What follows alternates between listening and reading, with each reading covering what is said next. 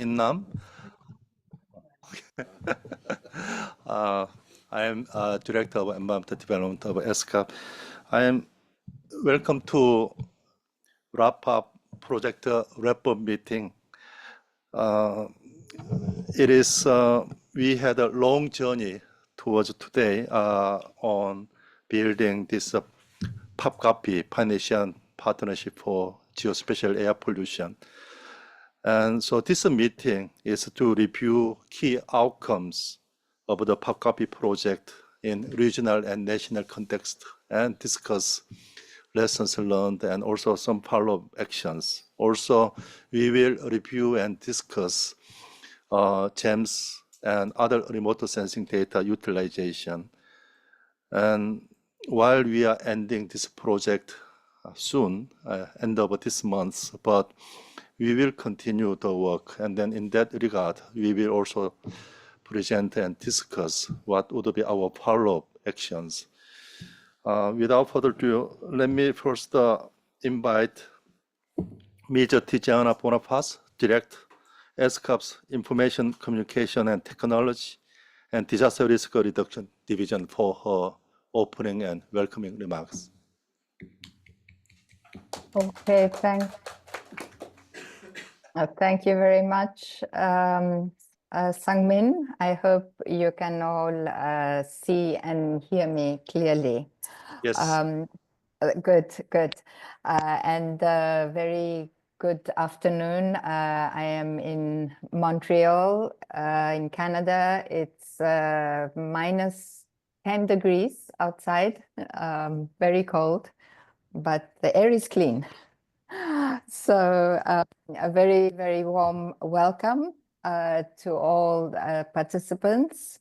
And in follow-up to the brief comments by Sang-min, it is my great pleasure to welcome you all. It's a wrap-up meeting of this project, which, as Sang-min said, has had a long journey on building the Pan-Asia Partnership for Geospatial Air Pollution Information, PopCopy. So I think we're at a stock-taking point of this long journey. It's been a journey of collective efforts to advance the integration of very valuable air quality monitoring data from both the satellite and the ground networks for effective management and reduction of air pollution across the region. And so I'd like to really start off at this final stock-taking meeting by expressing heartfelt gratitude to KOICA for the very generous financial support. The results we have achieved today would not have been possible without the generous financial support of KOICA. I'd also like to thank NIER for the technical expertise and for the commitment, which was unwavering through thick and thin, through opportunities and challenges. I'd like to also express my appreciation to all the representatives from our beneficiary user countries. You have actively contributed to the initiative, and through your continued collaboration and dedication, we also celebrate together with you, with KOICA, with NIER, the achievements we have made this far. So the project really started off in 2020 with the intention to address key gaps in air quality monitoring by leveraging the advanced tools that were offered in particular by the GEMS and the Pandora instruments that were delivered by KOICA. These innovative tools have significantly enhanced our ability to calibrate and integrate space-based and ground-based monitoring systems enabling a more comprehensive but also a more accurate measurement and management of air quality. And over the course of this project, we have achieved, I think, several notable milestones. Among them is the installation of 18 Pandora instruments across 7 countries. And this has created a robust network for GEMS data validation and air quality monitoring. We have also strengthened national capacities through a series of regional and national training sessions. From 2022 through to 2024, 213 trainees have joined our activities, and this reflects not only the growing interest and commitment, but also the urgency of utilizing advanced tools for mitigating air pollution. And perhaps if I could highlight maybe one of the key, I think, lessons that emerge from our implementation experience is the importance of partnerships. ESCAP wouldn't have been able to do this alone. And we really feel that COICA, NIER, and the beneficiary countries would each not have been able to do this alone. So I think that we have demonstrated that by pooling resources, expertise, and dedication, we can drive meaningful progress. And despite the challenges, notably the challenges of the COVID-19 pandemic, which disrupted planned activities very early on in the implementation phase of the project, we persevered and we delivered tangible results. The work is in progress. It is by no means done. And the need, if anything, the need to generate consistent and reliable observational data, enhance the understanding of air pollution through the utilization and forecasting and warning systems, and the development of science-based air quality management policies is a key ongoing challenge for all countries. And continuing to address these gaps and these challenges will ensure the sustainability and the scalability of the results of the projects achieved so far. So in closing, I would like to once again thank COICA for the generous financial support, NIER for the technical leadership, and all user countries for your hard work, your commitment, and enthusiasm. On our part, ESCAP remains dedicated to collaborating with all partners to advance our shared vision of a cleaner, healthier, and more sustainable future. Thank you, and I wish you all a productive and insightful meeting.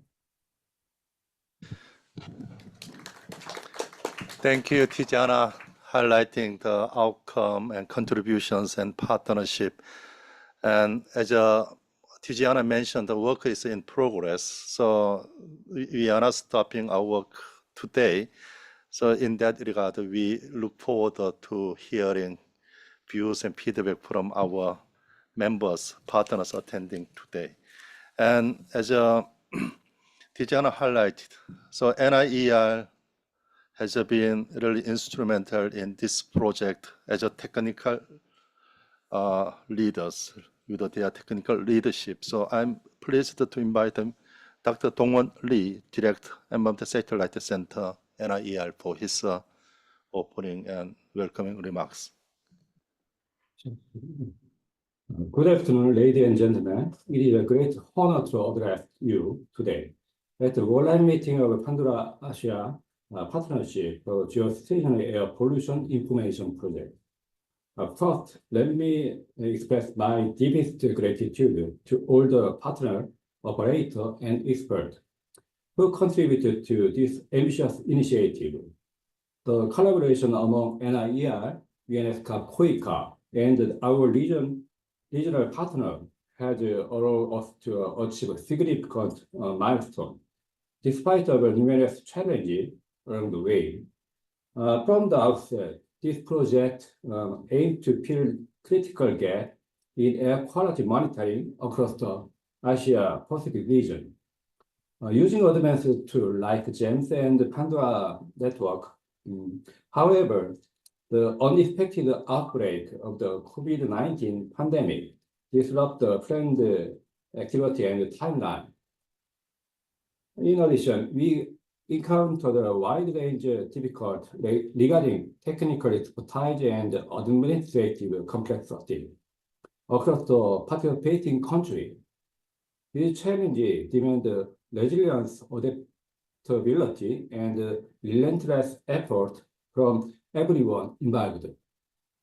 Despite these challenges, we successfully installed 17 Pandora instruments across 7 countries, providing invaluable support for GEMS data validation and air quality monitoring. The training program have empowered local experts to utilize these advanced technology effectively. Through our combined effort, the Pandora Asia network has emerged as a vibrant community of institutions and experts committed to addressing air pollution challenges. I must highlight the role of the Pandora Asia network workshop of the years. These gatherings have strengthened the Pandora Asia network community, fostering a culture of knowledge sharing and innovation. It has been inspiring to witness the dedication of participants as they developed advanced data analysis technology, exploring new applications for GEMS and Pandora data. The valuable insight into policy for air quality management. As we reflect our achievement today, we must also recognize the work that lie ahead. The technical challenge of integrating and fully utilizing satellite and ground-based data remaining. As to the task of enhanced training programs and refining analytical tools. However, with a strong foundation and partnership we have built together, I'm confident that we are well equipped to address these issues together. Once again, thank you to everyone who play a role in this project.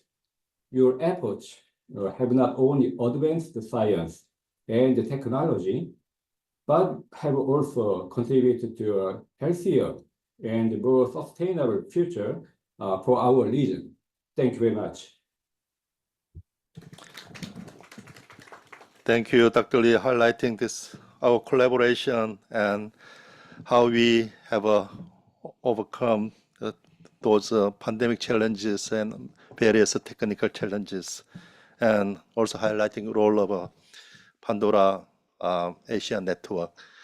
And now I am turning to Ms. Young-Suk Jeon, Country Director, Korea International Cooperation Agency, COICA, Thailand office. As many of us well know that without COICA's support, this journey was not possible, and we are really grateful to great support that COICA provided during this project, and then the flexibility they also showed us for making this for concluding this project successfully. So, Mr. Chen, floor is yours. Ms. Tiziana Bonapas, Director, Information and Communications, Technology and Disaster Risk Reduction Division, ESCAP. Mr. Dongwon Lee, Director, Environmental Satellite Center, National Institute of the Environmental Research. Good afternoon. On behalf of the Korea International Cooperation Agency, it is my great honor to be here at the wrap-up meeting of the project on building the Pan-Asia Partnership for the Geospatial Air Pollution Information. Since mid-2020, KOICA has been collaboration on this multilateral cooperation initiative with the ESCAP and the partner countries that aim to utilize the GEMS to monitor air pollution and its impacts on the global health. With this project, to support air pollution management planning and policymaking in each country, we facilitate capacity building activities on the technology and operational use of the Pandora systems for local government officials, environmental scientists, and technicians. Additionally, the data collected from these Pandora sets will contribute to the Pandora Asia Network, which is a platform to engage member states in regional cooperation on air pollution management. KOICA has donated 4 Pandora sets to the GISTA in Thailand, as well as to other partner countries, including Indonesia, Mongolia, Laos, Cambodia, Vietnam, and the Philippines. These sets monitor various air pollution parameters across residential, transportation, agriculture, and industrial areas. Today, we have a valuable opportunity to review the key outcomes of the PAGAPI project, discuss the lessons learned, and explore follow-up actions to enhance air quality management through the improved utilization of the geospatial data. As we move forward, it is essential to strengthen the GEMS network in tackling air pollution. Through collaboration and innovation, we can improve air quality and protect public health. Let's stay committed to working together for a cleaner, healthier future for all.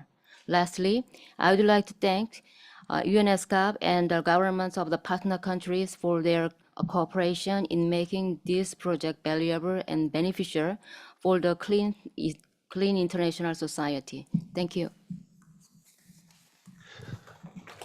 Thank you, Director Chan. As we all know that KOICA not only provided the funding, but really communicated, coordinated with our partner countries for facilitating the Pandora equipment installation. And now we are moving into session 1, achievement and follow-up of a PAGAPI project. We have representatives from all 7 countries here today. And before country presentation, so we will have a project overview, so overview of a project achievement from ESCAP side. So Major Taehyun An, Space Application Section IDD for your presentation. Thank you, Sang-min, for introducing.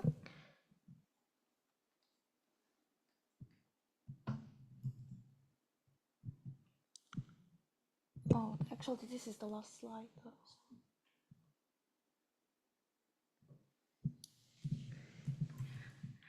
Okay, good afternoon, everyone. Then, my name is Taehyun An, working in Space Application Section in ESCAP. So today I will give a presentation about the overview of the this PAGAPI project achievement.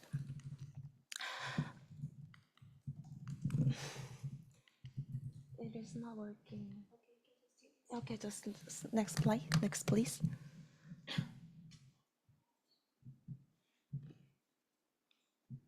Yeah, so as you know of that, we have 3 project partners for this project. So ESCAP, we are working on the engagement, participating member states and expert network, and also as Sang-min told before, KOICA, they are sponsored all the funds, and also they contact to the regional offices for the install Pandora instrument for each country. And NIR, they are our technical operator of GEMS satellite and Pandora Asian network. And also they produce the air pollution operational data products from GEMS. Yeah. And so this slide highlights the project's coverage across the Asia-Pacific region. The participating countries include Bangladesh, Cambodia, Indonesia, Laos, Mongolia, Philippines, Thailand, and Vietnam, which is representing 70% of the total number of the countries in the region, according to the World Bank. And especially, the project spans 13.8% of land area within the Asia Pacific region. So next, please. This is the status of Pandora operation from our project in Pandora Asian Network. As of December 2024, actually we also have one new Pandora since yesterday. Yeah, so a total of 48 instruments have been deployed across 15 countries in the Asia Pacific region. Of these, 19 instruments, which are equivalent to 40% of total number, have been installed. So this project spanning 7 countries. So the map on the left shows the distribution of this instrument, while the table on the right outlines the key installation and operational steps. Next, please. Now, let me share that what we have achieved in the Pagapi project. So our goal is building the capacity and network. So what is the capacity means in Pagapi project? So there are 3 layers. For the first one is the hardware infrastructure. So to facilitate the Pandora Asian network, and actually GEMS is already onboarded, but yeah, that one is the first one. And the software. So how can we retrieve the air pollutant concentrations, and how can you apply that data set? So the capacity for utilizing the software and the hardware is also included in this capacity. And also we wanna grow some kind of Pandora local operators and also local investigators and experts through this Pagapi project. And what is the meaning of the network in Pagapi project? Actually, there are 2 parts. Government agencies and also academic and research institutions. So in government agencies, their role is doing the governance and also policy making, and the academic and research institutions, their role is doing research and advisory and also operating the Pandora instrument. So this is our outcomes after building the capacity and network during these 3 years. So there were a total of 213 participants in organized meetings over the years from 2022 through 2024. So as you can see here, the participation is on increasing trend from 2022 to 2024. And yeah, thank you. So okay, I will tell about our stories, our journey during these 3 years. So the first year, it was the inception of collaboration. So our key objectives during this year, actually, as you know, the pandemic posed significant challenges, particularly for a project like ours, because we need to install the hardware, in every country. So once the situation is just a little improved, we were finally able to hold the inception meeting in person in 2022 in Korea. During this first meeting, we invited GEMS and Pandora experts from Korea to introduce these systems to the participating countries and to demonstrate how the data can be effectively utilized. And based on the feedback from the first meeting, we conducted 2 additional in-person training sessions. So these sessions focused on the GEMS data handling and also Pandora data calibration using the Oasis software. So both of them providing participants with practical skills and expertise. Next, please. So in 2023, we provided in-depth technical training for the previous participants who participated in 2022 to continue to strengthen their capabilities. At the same time, we expanded outreach by conducting online training because there is a kind of a limitation if we do only the in-person training. So it allows new participants to join the program.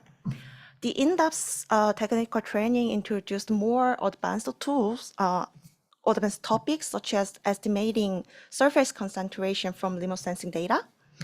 And it also built upon the technique introduced earlier. Additionally, we created opportunities for participants to engage in face-to-face discussions with experts, enabling them to tailor the application of remote sensing data to their respective country-specific needs.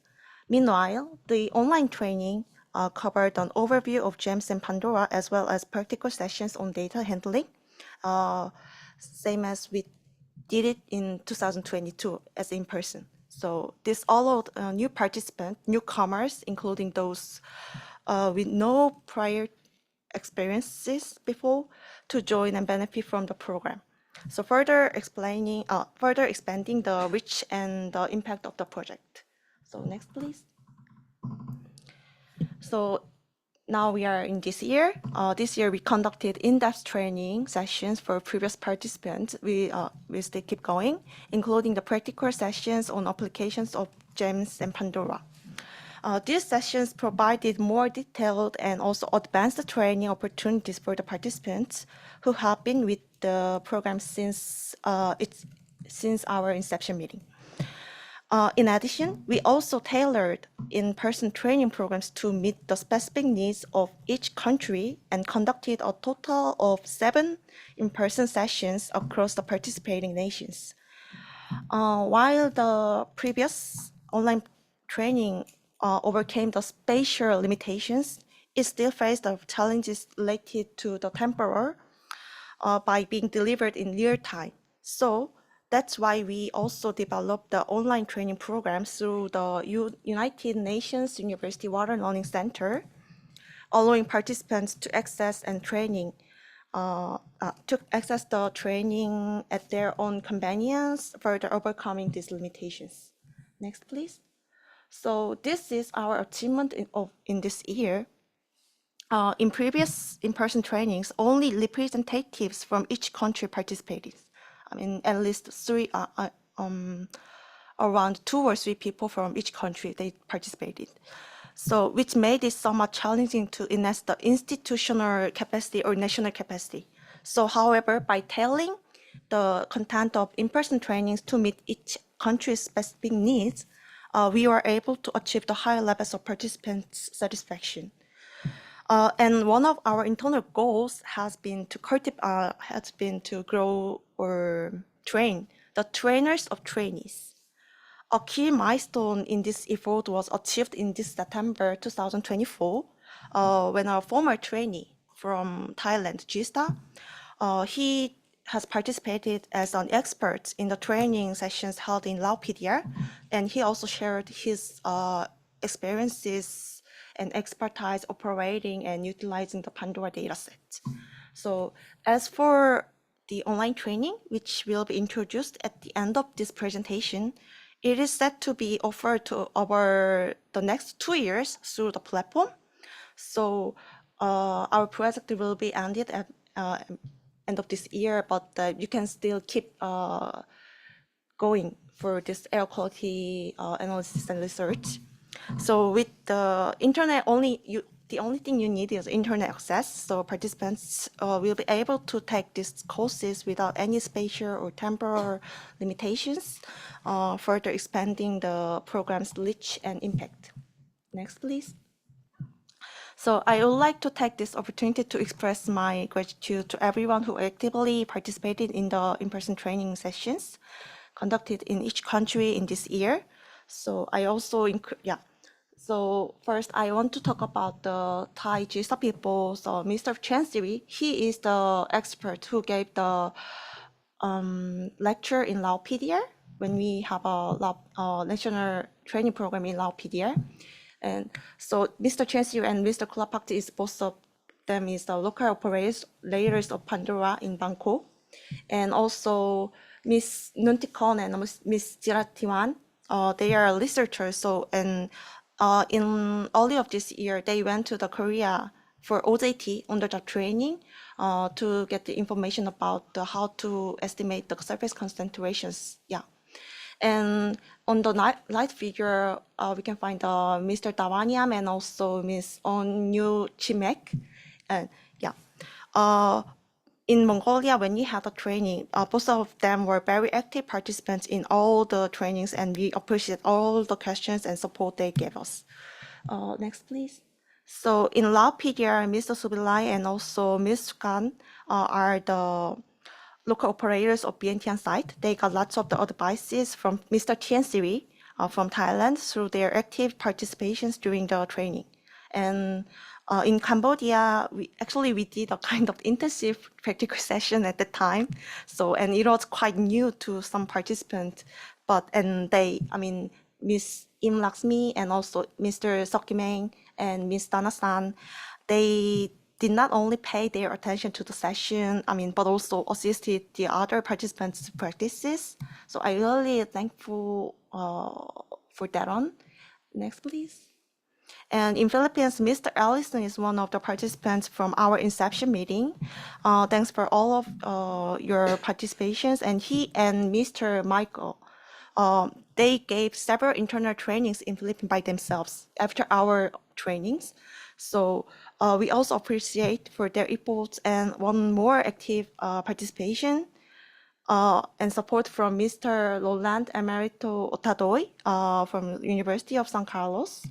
And next, please. So this is our last member states. We also conducted a training in Indonesia where we had the opportunity to meet Mr. Visianto and Mr. Mok. Both were already expertised in some of the content, and their questions and feedback were very invaluable to me. So thank you for your insightful contribution. I also would like to thank to Miss Amelia, who will give a presentation about her paper using GEMS in later session. So, and finally, we had the last training in Vietnam. So where we met, and I met these three young people. So Mr. An and also Miss Ni and Miss Duan. All of them are local operators in Vietnam, where we had a long journey to install the Pandora. They also participated in the training, very active with lots of questions. So I'm really sincerely thank all the participants for their dedication throughout our journey, and hope you will continue to show interest in the operation of Pandora and the utilization of GEMS data in the future. Next, please. We also outreached to policymakers. So key events include these three events. So one is the session in the high-level forum on clean air. And we also gave a pre-session of the International Day for Clean Air for Blue Skies. And just 3 months ago, we had also kind of the sessions in NIER in the Clean Air Week event. Yeah, next, please. And this is also our key achievement of the PAGAPI project, focusing on both capacity, building efforts, and practical applications of GEMS and Pandora data. We have a kind of intergovernmental outcomes from the statements from committees in participating countries, where the PAGAPI project has been acknowledged for its significant contributions. Also, we got the national outcomes. For example, GSTA and PhilSTA, they locally organized the capacity building meetings several times for their knowledge transfer. And also we also got the research output from BRIN from Indonesia. And finally, we also have a decision support system development and data integration from GSTA Thailand side. Next, please. So this is our next plan. Our plan is to operationalize the PAGAPI in the context of the laptop implementation through its online platform, and it will be launched in the next year. And we also continue to provide technical support to countries in collaborating with the Pandora Asian Network. And we also collaborate with intermediary sub-regional programs like ADPC or ICIMOD of remote sensing data for countries' data access and utilization. And we will also continue the capacity building and sharing the practices through research papers and publications in 2024 with available resources.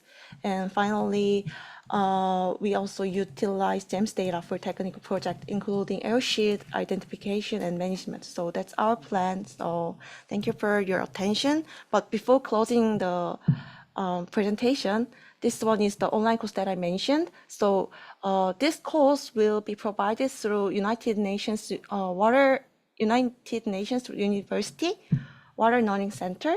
So the name of the lecture is the Introduction to GEMS and Remote Sensing Data Analysis for Air Quality Monitoring. So all the lectures are given by the lecture video through YouTube, and also you can get the certificate after satisfying some kind of the grades after solving the quiz. So yeah, and then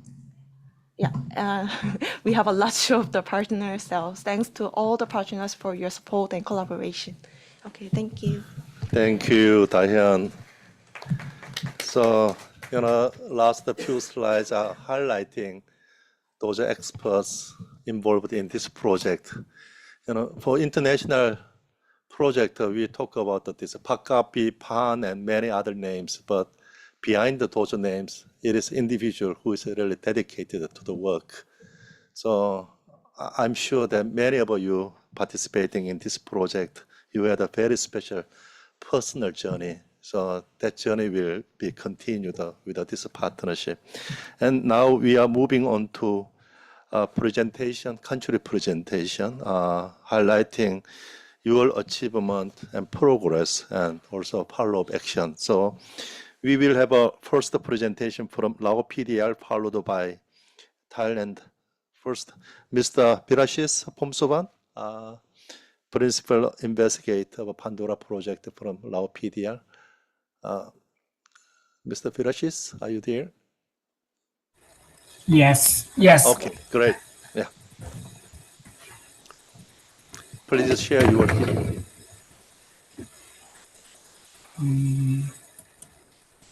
Okay, just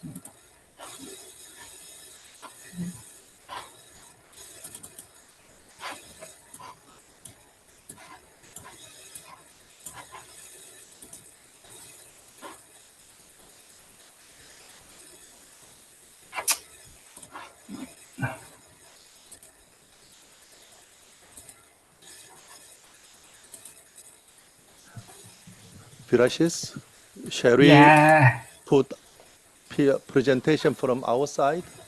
Yes, please. Or okay.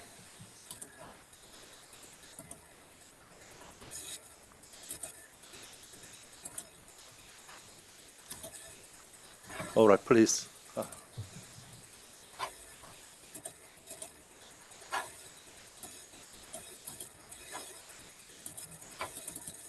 Birashis, so PPT is on the screen.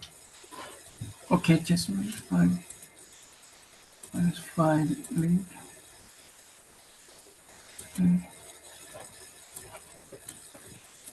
Okay.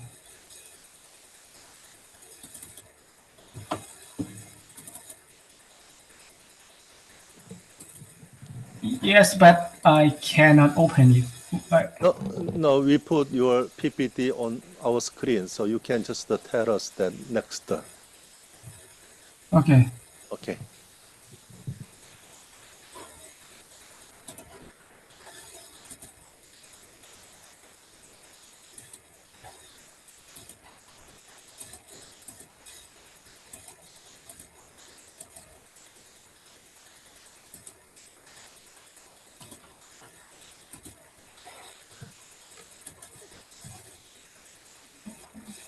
Hongmei, so we don't see the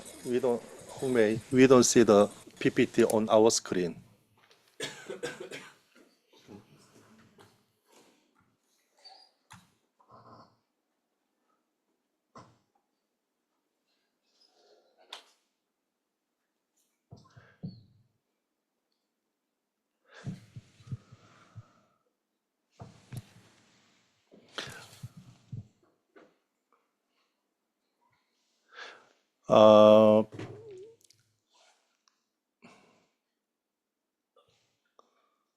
Okay, now, all right, okay. Could you change to slide mode? Okay.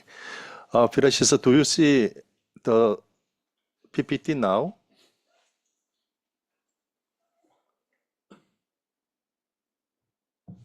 Yes, I see. Yeah, thank you very much. Okay, all right. Oh, okay, thank you. So good afternoon, ladies and gentlemen.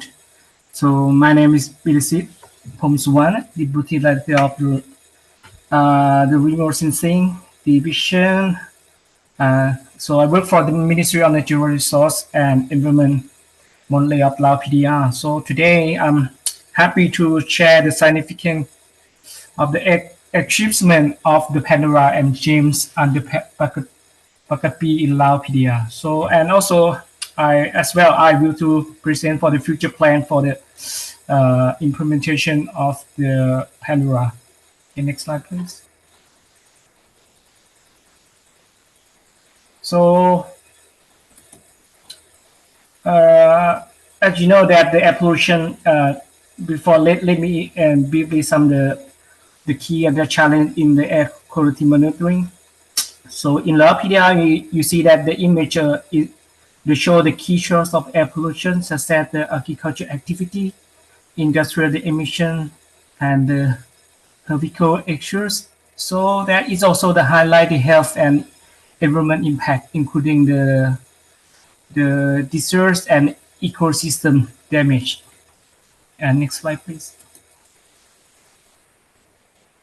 According National Act Plan, for the National Action Plan for the air pollution in the PDRS, I know that is not the complete yet, but for all the environment framework, we use the law of the environment, which include the civil key element for the improved air quality management in Lao PDR. So these elements are the support by the government policy to aim at the improving regulatory standard for the air quality management. Next slide, please. Okay, here is the processing that we processing the implementing of the particular project, that the charge of the Pakapi project that is related to the many key stakeholders, including the NERI and also DPF, Department of Planning and Financial under Monterey. So we were working for the partnership with the NIR and Kwaika, and as well the ESCAP. Next slide, please. Yes, here's the Pandora installation. You see that there is a design at the pan number 218. That is located in the Pandora Global Network. So that's located in the Vientiane. Next slide, please. So here's the Pandora site that we designed to the installation in the LAPDA. The location is they installed it in the area, the zone of the Ministry of Natural Resource and Environment. They're located in at the Environment Laboratory under the Natural Resource and Environment Research Institute. You see here the direction of the Pandora is to the urban the area. Then you see the red arrow. Next slide, please. This image shows the strategic position of the Pandora site from the different angle, north, east, south, and western. So this location was carefully selected to ensure the optimal monitoring, coverage, and data quality. Next slide, please.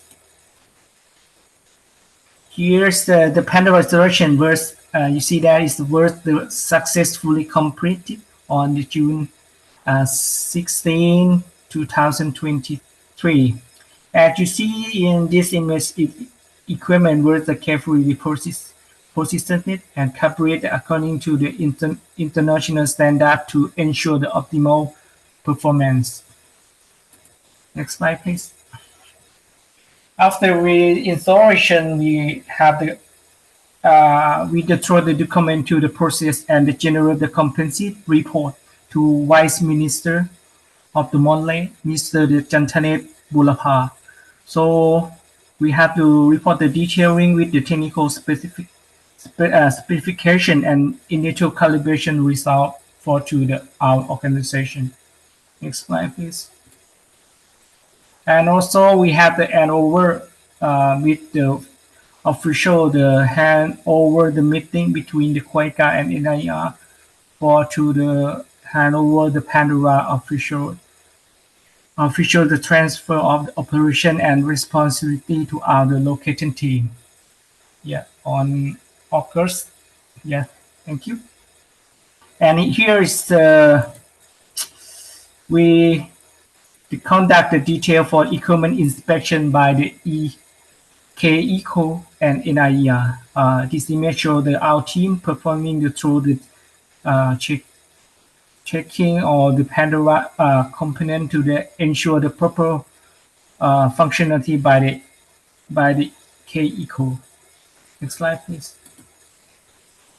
And here's the daily inspection. Is the component with the meticulously examined to the verify the agreement alignment with the operation standard and the requirement by the local operator of the remote sensing and mapping division.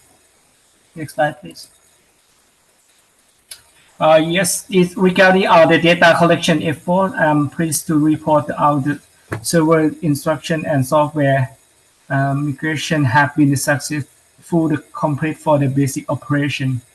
So while the live processing and visualization feature through the Bingvi and the temporarily on holding, we are actively work to resume this service.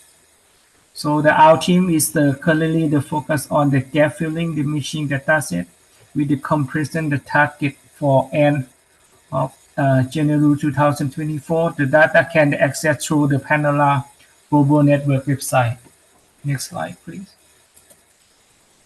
And here's for our plan for the 2024 that including the civil key, the milestones, the project, the first project, the previous extension, the 2024, the activity from the October to the May, October 2023 to the May 2024. Next slide, please.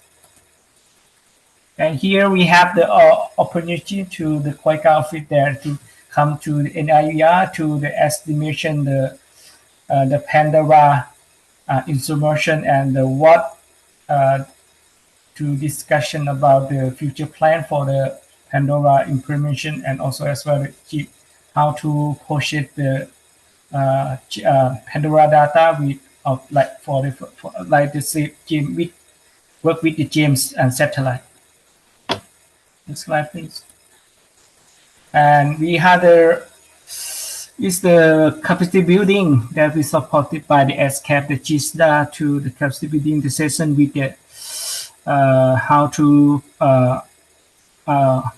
downloading, visualization and analyze the Pandora data. But for in here, we not yet for to work to training with the GM yet. Next slide, please. Yes, here, for example, that we to the practice the training session focus on the Pandora data product, especially the NO2 profile the analysis for the NO2 surface concentration and trust NO2 the troposphere vertical column amount in the Vientiane station. Yeah. Next slide, please. And this is the practitioner that I try to learn and try to use the GEM satellite to the monitoring observation the pollution in the Southeast Asia, especially in the Laos PDR. This is the practice how to show the monitoring and observing the aerosol in Laos PDR by the GEM satellite on the 19th of December 2024. Sequential data with the captured at the different time, showing the evolution of aerosol pattern over the region. Next slide, please. Yes, this is also the practice how to show the modern aerosol in Lapida based on the different time. Yes, next slide, please. In October 29th, 2024, we have the two important completing the event. The first is the 2024 the Korean and Lao environmental seminars scheduled for October 2024 that we have to exchange the knowledge how to use Pandora and GEM for the air pollution monitoring. Next slide, please. And this is a live for workshop. That is the third workshop on the Pandora Asia Network. This is taking place in November, the holding by the TISDA in the Thailand. This is the complete sign of the MOU for the supporting the Pandora cooperation in the near future. Next slide, please. And this is the first of the second Pandora installation. We start in the May 2024. This is the work plan that we work with the Kwaika office. Next slide, please. Yes, this is the first time that we had assigned the two new sites, including the Luang Prabang province and the Kampong Mon province. The location is will be located in the provincial office of the natural resource environment. This there is under the Ministry of Natural Resource and Environment of Laos. You just see the location information at the image. Next slide, please.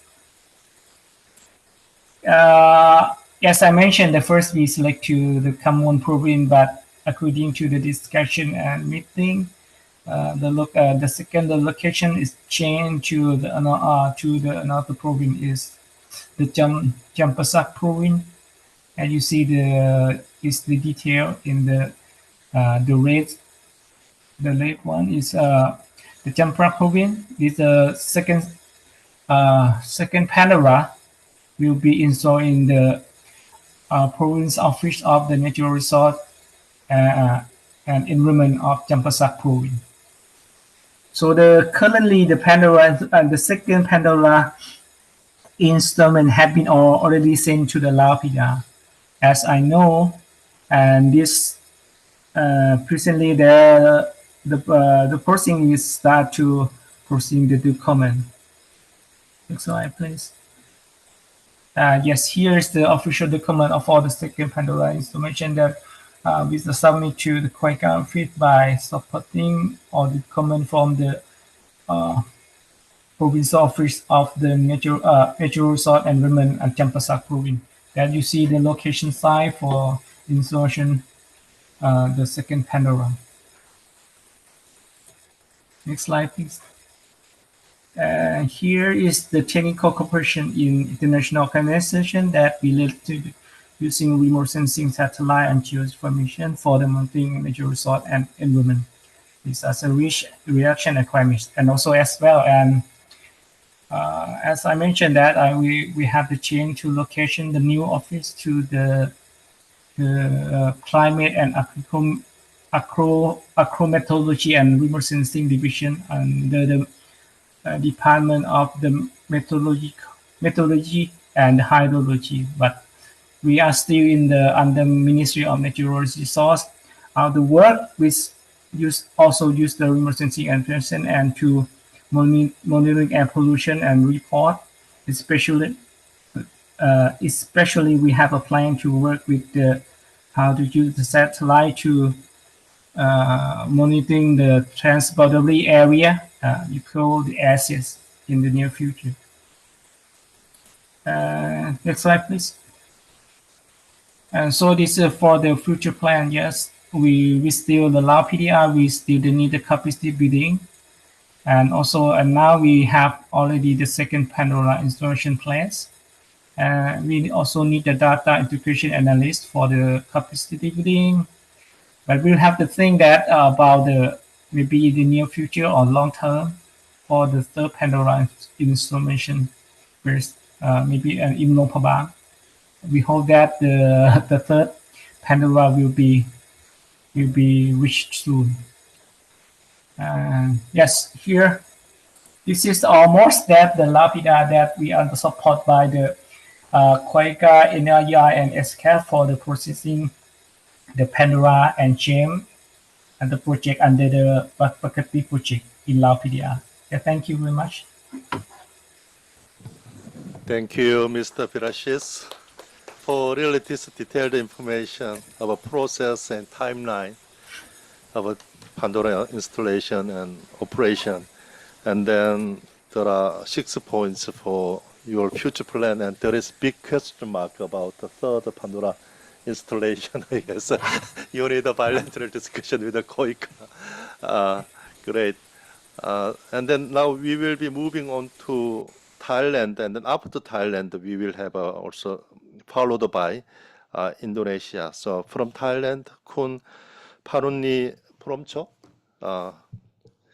Geoinformatics Office, GSTAT. Floor is yours.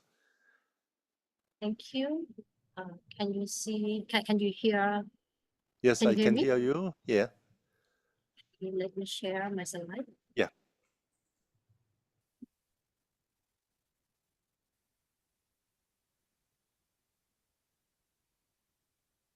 Can you see my slide? Yes, we can see the slide. Thank you. Good afternoon, everyone. I'm Dari Promchot from Jisda, Thailand. Today, I will summarize about the implementation activities and achievement under the Phapkapi project. The Phapkapi project in Thailand has achieved several outcomes, such as the enhanced air quality monitoring, capacity building, policy support, regional collaboration. I will give detail in the next slide.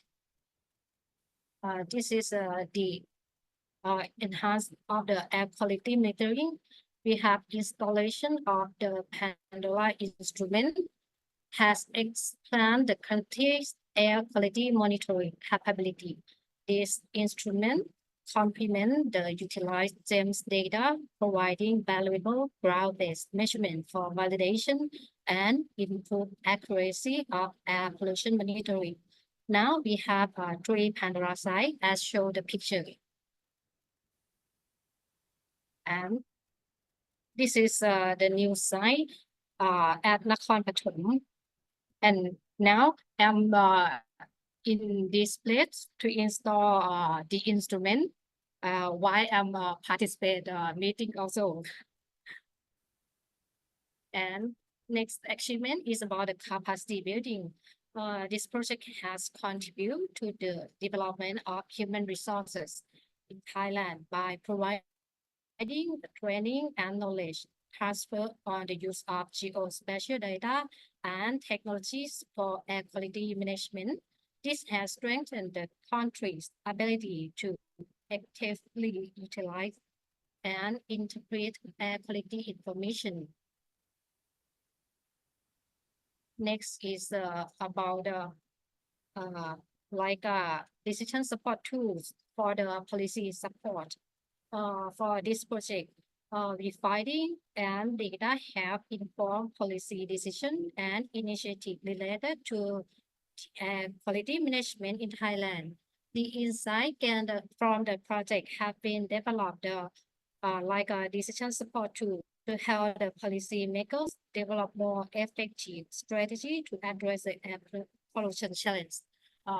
This tool we provide in our the system. You can access the address. Everyone can see the data.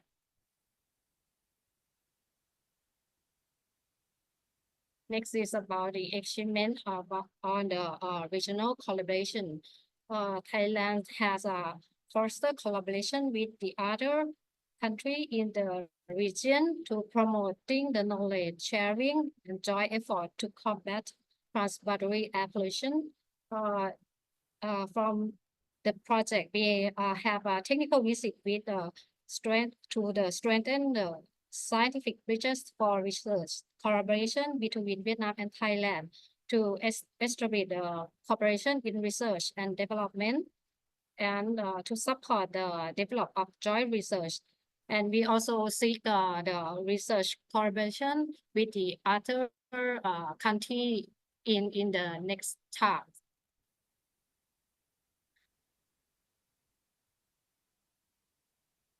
About the progress in under the project, we have made a significant progress in enhancing the air quality monitoring, such as the strengthen the monitoring networks. We expand and improvement of the ground-based air quality monitoring, provide a more comprehensive and accurate data, and improve the data utilization. This project has facilitated the exchange of experience and best practice among the stakeholders, leading to more effective use of air quality data and develop of the advanced data analysis technique to better understand the air quality source and trends. Also, we have enhanced the regional cooperation. We can collaborate among the ASEAN member states in address the air pollution challenge. This is the example of the progress under this project. We have a study on the geostationary satellite derived the PM2.5 surface concentration, utilize the geostationary satellite and ground-based station. The goal of this study is develop the decision support tool to improve the regional air quality management. This picture is the map of the PM2.5 that we have analysis and provide data to our decision support system, as shown the previous slide. This is a preliminary result from our model. The monthly pattern of gems seem to be similar for all the regions, with the highest periods of concentration occur in March and April. Instead, observations have different patterns for the Central, East, and North and Northeast regions. Overall current model underestimate general pattern captured for monthly and hourly average for those regions. Large discrepancy found during dry month and North and South region. A longer validation period is needed to include the normal and El Niño year.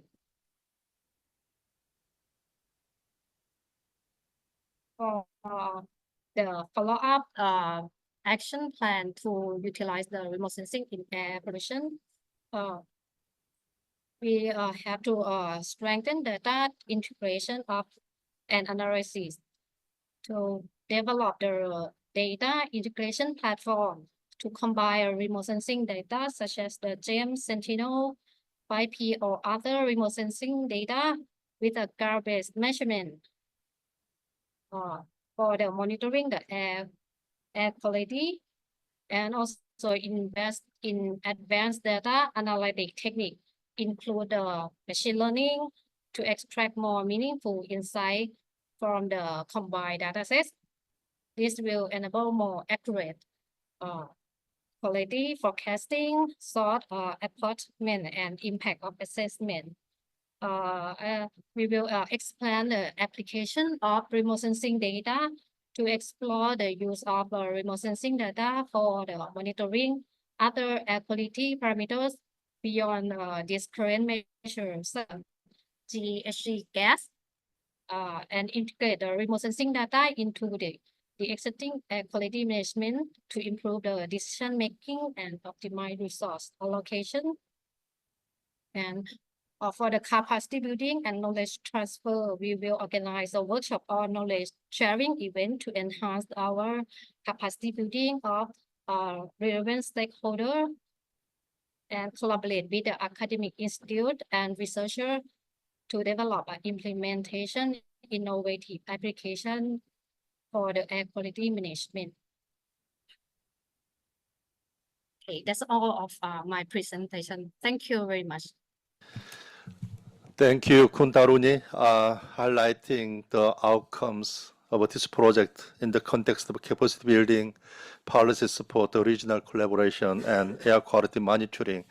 And with regard to those follow-up actions, especially this capacity building and knowledge transfer, we really look forward to continuing to work with GSTAT for our next step, which will be presented in the next session.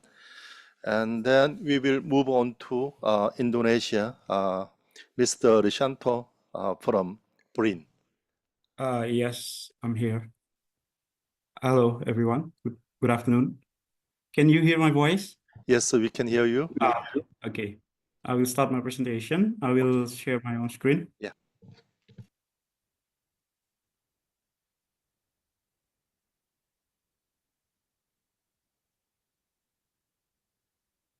Wait. Can you see my screen now?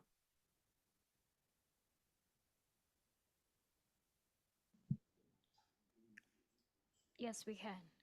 Okay, thank you. Yeah, good afternoon. Thank you for the opportunity to speak today. Yeah, my name is Rishanto. I'm from National Research and Innovation Agency, BRIN. We'll be representing Indonesia for the presenting the achievement, progress, and follow-up PAPKAPI project implementation in Indonesia. So let me begin. So the content of my presentation. Just a short introduction that I would like to emphasize the importance of air quality monitoring in Indonesia, especially for research and its application in environmental management and improving health of the community. And the launch of the GeoComSat satellite with James sensor has enabled monitoring of atmospheric chemistry from geostationary orbit, and it requires validation using terrestrial sensor like Pandora. And James and Pandora data combined are useful to for research and development of related decision support system and other application.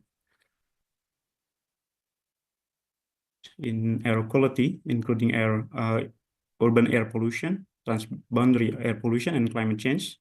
We know that urban areas struggle with pollution caused by vehicle emission, industrial activities, and rapid population growth. And for the transboundary air pollution, such as haze from forests and land fires, often impacts the neighboring country as well. And climate change also worsen our air quality through shifting the weather patterns and extreme events. And in addition, health issues are also a major concern, as poor air quality can cause a health problem, especially for the vulnerable people. And Indonesia faces significant challenge in air quality monitoring, including the lack of ground-based measurement networks, which limits the accurate and detailed data collection.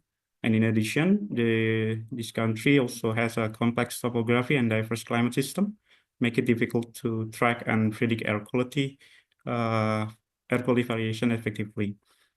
So since 2022, Indonesia is one of the countries that participate in PAPGABI project, and the scope of this project include the establishing Pandora National Network in Indonesia, the development of tools for GEMS data processing, and the capacity building for GEMS data processing and integration with the data from the ground network. This is just for the information. It's the project's chronology. Actually, the initiation of the project began in 2022, started from the signing of MOU between LAPAN and NIR in 2021. LAPAN is our previous institution before we merged into BRIN, and the signing of PAPGABI agreement is in 2022, and the implementation of the PAPGABI project started in 2022 until 2024. The activities include the installation and operation of Pandora in 3 locations, capacity building programs, and research activities which utilize GEMS and Pandora data in Indonesia.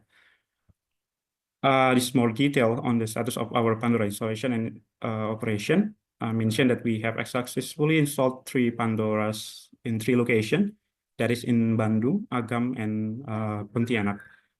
This is the status of our first Pandora in Bandung. We already received the instrument and we already installed, and it started the operation in 2022. But this year we have a problem with the tracker, so we need to ship the instrument back to Chai Globe for repairment. This is our second Pandora in Agam, West Sumatra, bit similar situation with Bandung. And yeah, the instrument arrived in 2022. It started normal operation in 2023 until this year. Yeah, start from May, the instrument has issue with spectrometer. So it's the instrument has been packed and now in the process of shipment.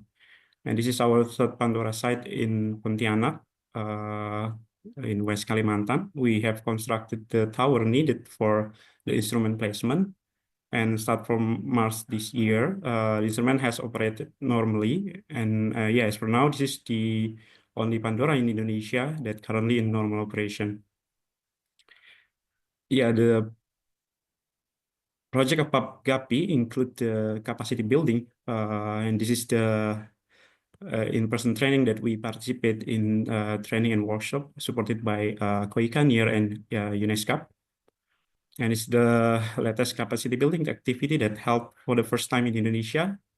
It has been held in Bandung in our BRIN office, 13 to 14 November. There are 18 participants were joined, coming from various institutions. This is the resources on GEMS and Pandora utilization that we have collected some papers that use GEMS and Pandora data written by our college. And so far we have 2 published papers, one in Journal of Southern Hemisphere and one in a conference proceeding. And furthermore, we also have 4 articles that in the process of publication, in review process, and in the ready to be submitted. And yeah, we have this number will continue to increase with more enhanced analysis and new findings that are useful for Indonesia air quality management.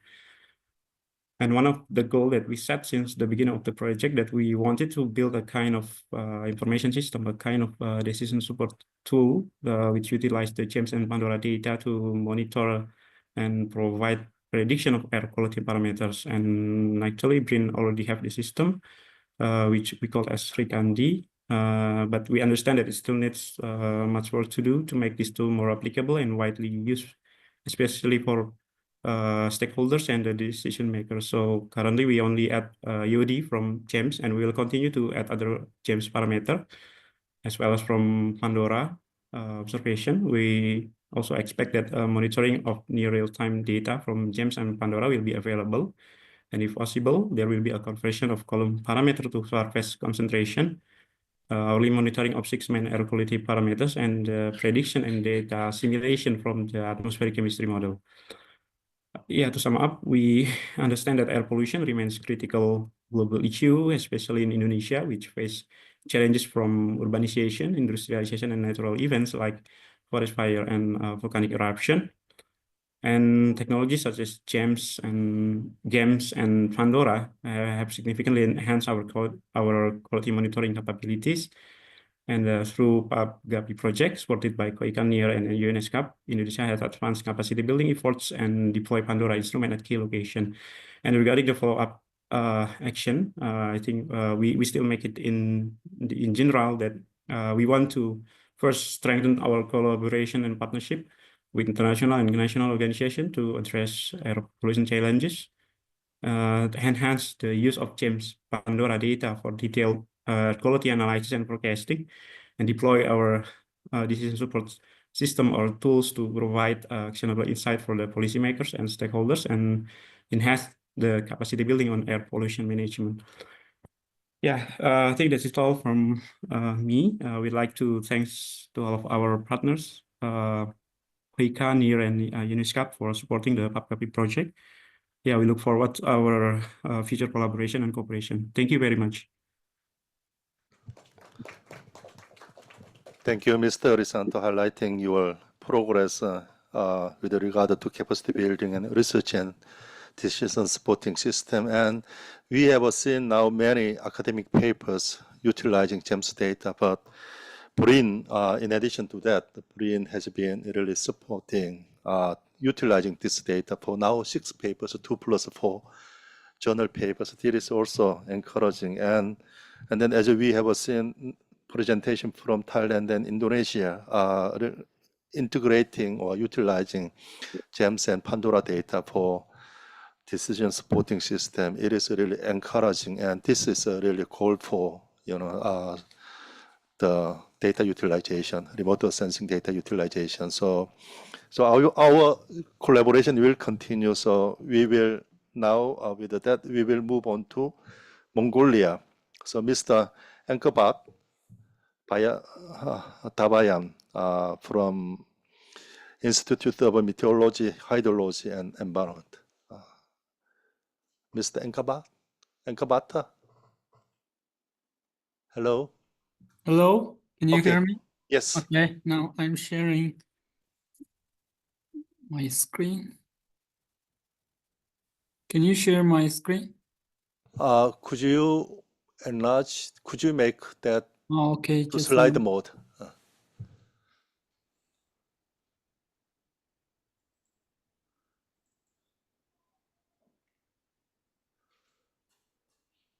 sorry.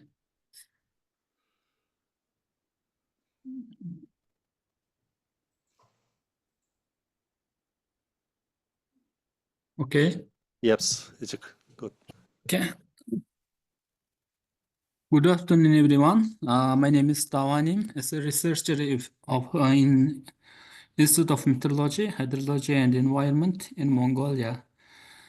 First of all, I would like to thank you very much to supporting us for the partners, KOICA and ESCAP and NIR. Today, I would like to talk about PAP-GAPI project in Mongolia and Pandora sites information in Mongolia. Then some future application of Pandora data and GEMS data. Last decades, Ulaanbaatar's air pollution has been exceeding air quality standard and human health affecting human health. From Mongolian government to from 2019 May prohibited raw coal. So we are using the improved fuel from 2020. So we can see from this picture, PM10 was increased by from 2020, but unfortunately, SO2 has increased last 3 years. You can see from this picture, and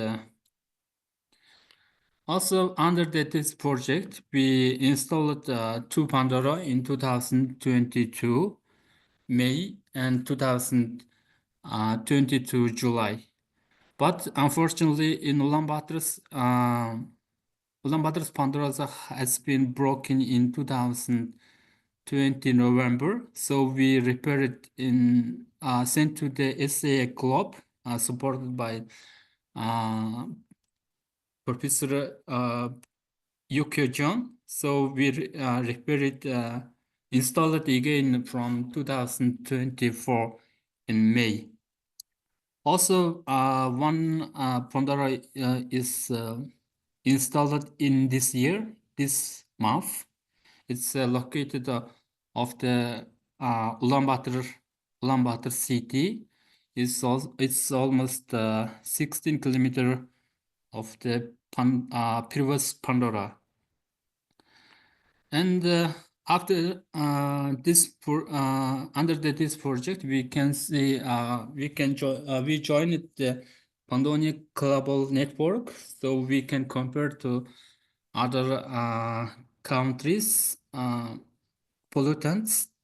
And for example, here is compared with the Seoul and Dhaka and Ulaanbaatar city, we can see after heating season, and the SO2 has increased from September to November. And black one is Ulaanbaatar's SO2. And second part, I will show you some time series of Pandora, two kind of Pandora, and also comparison of the Pandora data with the ground-based observation data and GEMS data. Dalanzato's Pandora is working well, but in this year, January has also damaged cable from January to May. So we replaced it, local operator replaced the cable. So now it's working well. Also, Ulaanbaatar's Pandora is also almost 1 year gap the data.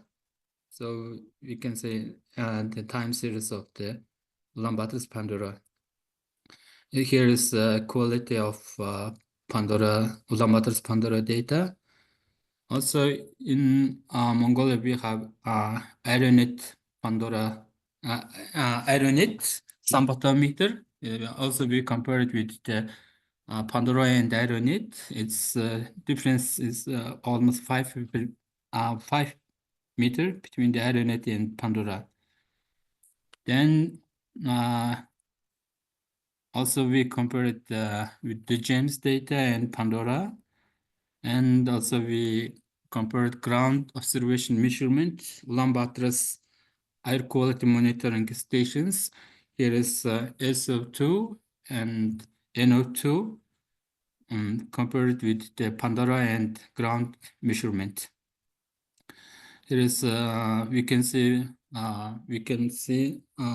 ground measurement and Pandora data's correlation. Correlation is almost 0.80. Before I mentioned that two Pandora is installed in Ulaanbaatar and Dalanzadgat. We can also compare with the Ulaanbaatar's air pollution and with the Dalanzadgat's air pollution. We can see Ulaanbaatar's air pollution SO2 is high, more than 5 times higher than Dalanzadgat's SO2 and NO2. Also, after installation of the Pandora data, we can compare with the Sentinel-5 and Tropomi data. Here is an example of the Sentinel-5 and Pandora data, comparison of the Pandora data and with the Tropomi. And also we can see a diurnal version of the Pandora data and ground measurement. Also here, Pandora is one of the advantages is can measure the vertical profile. Here is the Ulaanbaatar station's vertical NO2 vertical profile of Ulaanbaatar station we can compare with the inversion layer and inversion height, and also inversion intensity of the Pandora data. We can see the inversion intensity is higher. Also, pollution is more higher. And also in Ulaanbaatar city, we service to the public to air quality forecast. Wharf chemistry is 72 hours. Here is example of the comparison result of the air quality PM10 results. Also, we can compare with the Pandora data and wharf chemistry results. And here is an example of the vertical profile of Pandora data with the wharf chemistry model. And here is NO2 vertical profile of dozen ZOT stations. A seasonal variation. We can see the from inversion layer is affected to the air pollution. And so, for example, winter and springtime pollution is reached to the 2 kilometer, and summer and autumn is reached to the almost more than 2 kilometer.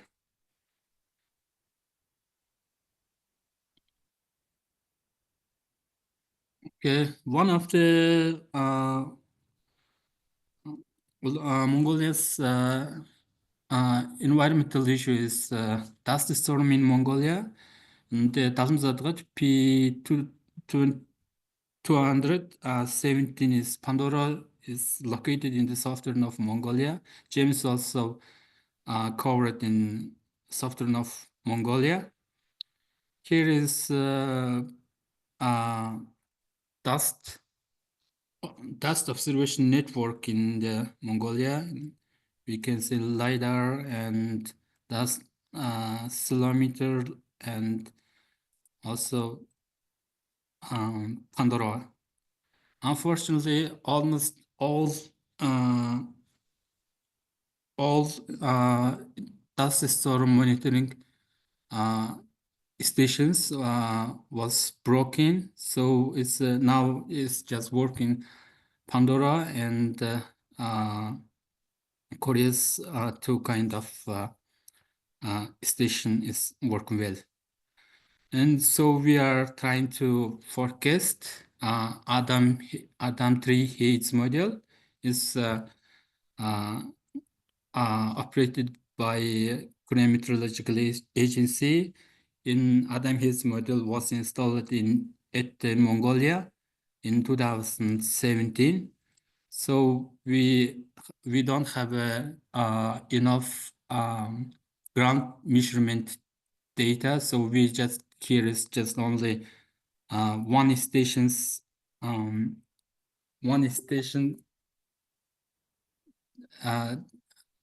data. So after James, we can compare Adam Heights model with the James AUD. You can see Adam Heights model AUD and James AUD. Here is example of the springtime James AUD and our Adam models simulation. We from May 1st May to 1st May 31st average of the daytime, because James is only James is measured daytime. So we compare it with the other model and James, and here is the 24 hours more correlated, and 48 hours forecast result is less than 24-hour forecast, but correlation was not good. So here is also Adam model and Ironet and Pandora data, but the Adam model is overestimated in this time. Also, we can try to ultra-wave index in the software of Mongolia defines ultra-wave index in Darmstadt in software of Mongolia. So we compared our measurement and James ultra-wave index. Here's my presentation as it's finished. In the future of Pandora data in the James application to analyze SO2, NO2 and formulate of Pandora data, and also James satellite data, AOD, SO2, NO2, O3, also ultra-wave index in southern region of Mongolia. And also we are trying to evaluate and validate result of the air quality modeling using by Pandora data, and to improve result of the air quality modeling using by Pandora, and also to improve result of the other model. It's possible to try to using data simulation methods for the forecast to other modeling air quality modeling results. And lastly, to design a potential version of future air pollution management using by Pandora data and James data in southern of Mongolia and Ulaanbaatar city. Finally, I would like to thank you very much for all partners, other countries, and KOICA and ESCAP and NIR. Finally, we have 3 Pandora, and also we can analyze Pandora data and James data, and also we can compare our model with the James and Pandora data. It's our achievement. Thank you very much. Thank you, Mr. Enkabat. Really highlighting your extensive analysis of James and Pandora data, and also validation against other sources of data, and also utilizing James data for UV index analysis, and also utilizing this data for WorkCam and Adam, this modeling, your modeling work. So thank you. And then we will move on to Vietnam, and then after Vietnam, Cambodia. So first Vietnam, Mr. Hui Hong Kong from Northern Center for Environmental Monitoring. Can you open the slide?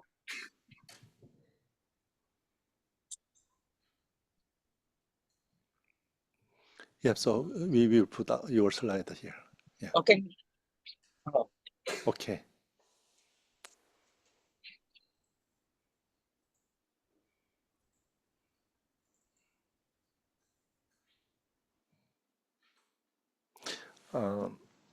Sorry, it's not on our screen. Yeah. Okay. All right. So could you change it to PPT mode? Okay. Great. Thank you.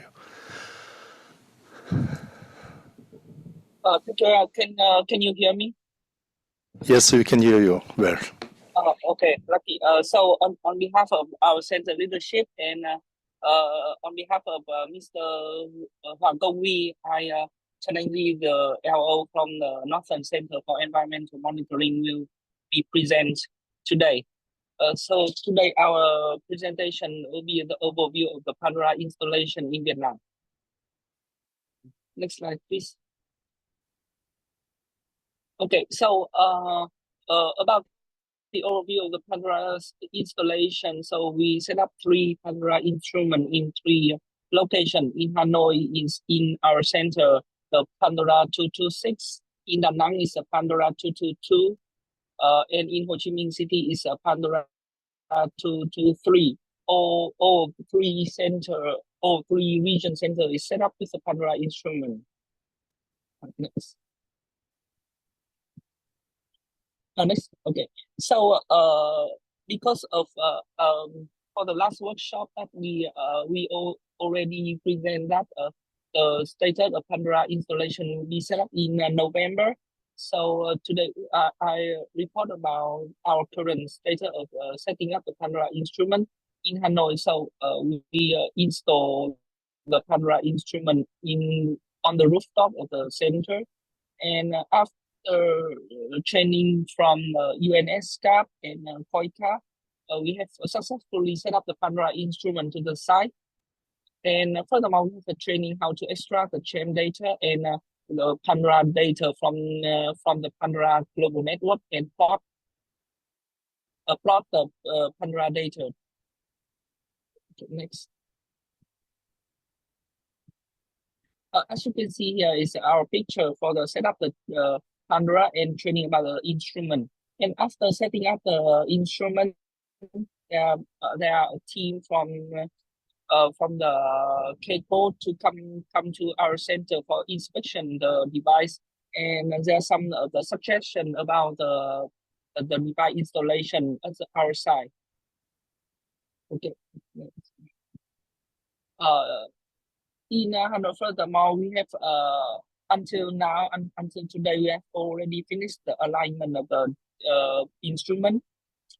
So that now we are starting to measure the SO2, ozone, NO2, and HCHO at the site, and we keep track of the instrument operation through the AnyDesk software, and we have also set up a camera to keep track of the device in all 24 hours.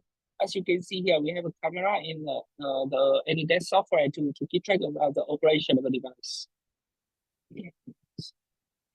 In Da Nang, we have also had a training as well as same as in Hanoi, and also successfully set up the Pandora instrument. However, in Da Nang until now, the weather is very bad, so that the alignment process is also still in progress. Okay. Yeah. Here is a photo about the current setup in Da Nang. Okay. Yeah, and in Ho Chi Minh City, the instrument have already installed before the workshop for the Pandora third workshop. And until now, the instrument has been put into operations. However, due to the internet connection, so that the operation is quite difficult. So I think until now the data still not transferred to the Pandora global network yet. Okay. Yeah. So in summary, until now we have successfully installed. Basically install the device at 3 vision centers. Secondly, our all local operators have been carefully training about the equipment operations, the maintenance and reparation if some problem occur. In Hanoi, the equipment is being until now is being reinforced and now are being rerouted according to Keiko advice, and will be finished in December. And the alignment until now is finished at 2 centers only. The Da Nang is still in progress. So next.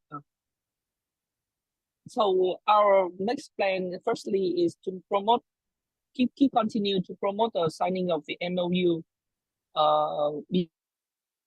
between our ministry and Ministry COICA from the to sign the MOU, so that we can be able to Pandora data transmission to the Pandora global network to all the sites. Secondly, we will be coordinating your sites and stakeholder in exchanging and applying the CHAM data, WRF data and CMAP data to use in the Pandora data, and to use that for the forecasting and warning the air quality in Vietnam. Yeah, so that's all our presentation today. Thank you very much. Thank you. So amongst our partner countries, Vietnam was one of the last one installed. So, but nevertheless, many others have made good progress, and then the progress made by other partner countries can be really useful reference for our Vietnam team. Thank you. And we hope that that we will have the data to analyze, and maybe if we have a chance to report the data in the near future, it's such a great opportunity. Certainly, thank you. Yes, and then we are supposed to have a presentation from Cambodia, but so Mr. Kim is not available. It seems. Hey, Mr. Kim, are Excuse you? me. Yeah. Yeah. I'm on behalf of Mr. Chandet. He All right. has. All right. Great. Great. Yes. Okay. Please go on. Yes. Mr. Chandet has a urgent meeting. That's why he assigned me to do a presentation instead of him. And I'm sorry that I cannot prepare the slide. So I will brief overview of achievement of the national activity of the Pakapi project in Cambodia. So without further ado, let me start. So All right. Please. yes, good afternoon, everyone. So today I will present about the achievement of the progress made under the Pan-Asia Partnership for Geospatial Air Pollution Information Pakapi project in Cambodia. This initiative has been an instrument in strengthening our capacity for air quality monitoring and management. So let me take a moment to highlight the key milestone progress and the way forward for this project in our country. For achievement of the national activity, in December 2022, we successfully installed the Pandora 215 spectrometer on the rooftop of the Ministry of Environment in Phnom Penh City. This device marked a significant step forward in our ability to monitoring and understand air pollution in Cambodia. To ensure effective utilization of this advanced equipment, capacity building activity has been a key focus. We have joined two training sessions in 2002 and 2024, which involve 20 technical officers. This session provide hand-on knowledge and skill for operating and maintaining the Pandora. Additionally, our team actively participate in 3 workshops it held in 2022, 23, and 24 in Thailand, which facilitate valuable exchange and expertise and experience with the regional and international partner. For progress in air quality monitoring, the Pakapi project has initiated consistent air quality monitoring using the Pandora device. Moreover, the project has strengthened our technical capacity to analyze data not only for Pandora but also from the geostationary environment monitoring spectrometer GEMS. For follow-up action for enhanced utilization of remote sensing data, first, I think enhancing technical capacity. We recognize the challenge posed by limited technical staff and expertise. So to address this, training and capacity building for analyze data and research using Pandora and GIM are needed for Cambodia.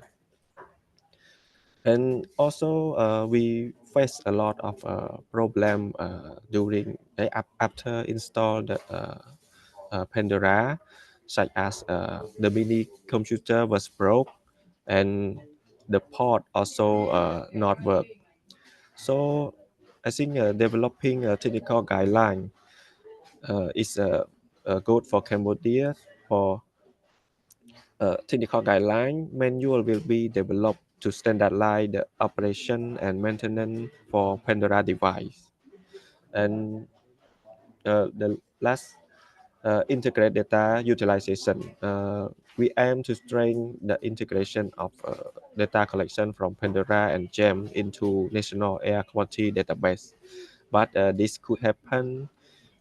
Cambodia need support from ESCAP in technical support. So in conclusion, the Pakapi project have laid a strong foundation for advanced air quality monitoring in Cambodia through continued collaborating, capacity building, and strategy follow-up action. We are confident in our ability to address air pollution challenge effectively. Thank you. Thank you, Mr. Sam.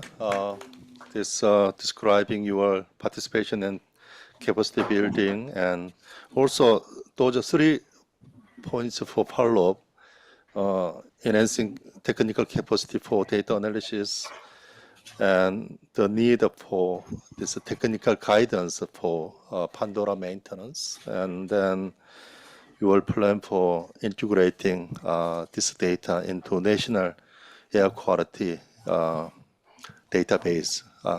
And if you could share your note with us, that will be really great, because we, for our preparation of this project terminal report.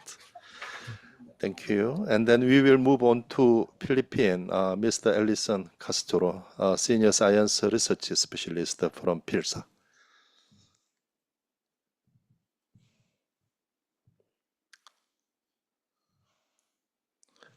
Ellison, are you there? I see his name on the, yeah. Oh, okay. Sharing your screen. Okay, great.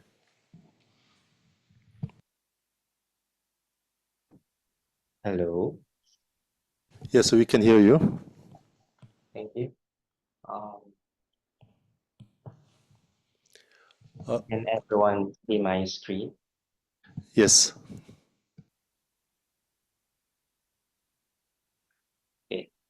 So good afternoon, everyone. I am Ellison Castro from the Philippine Space Agency, and I will be discussing to you our efforts for the PAPGAPIPAN Philippines project.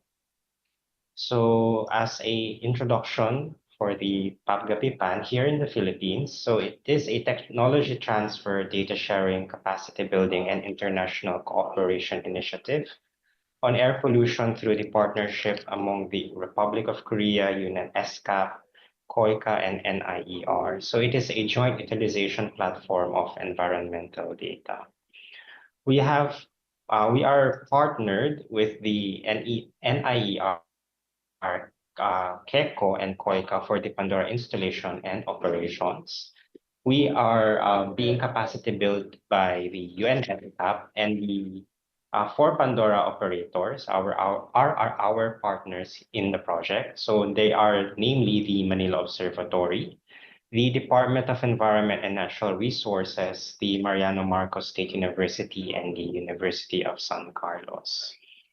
So the records of discussion for the implementation of this project was signed with COICA last August 2, 2003. So the objectives of the project are divided into 4.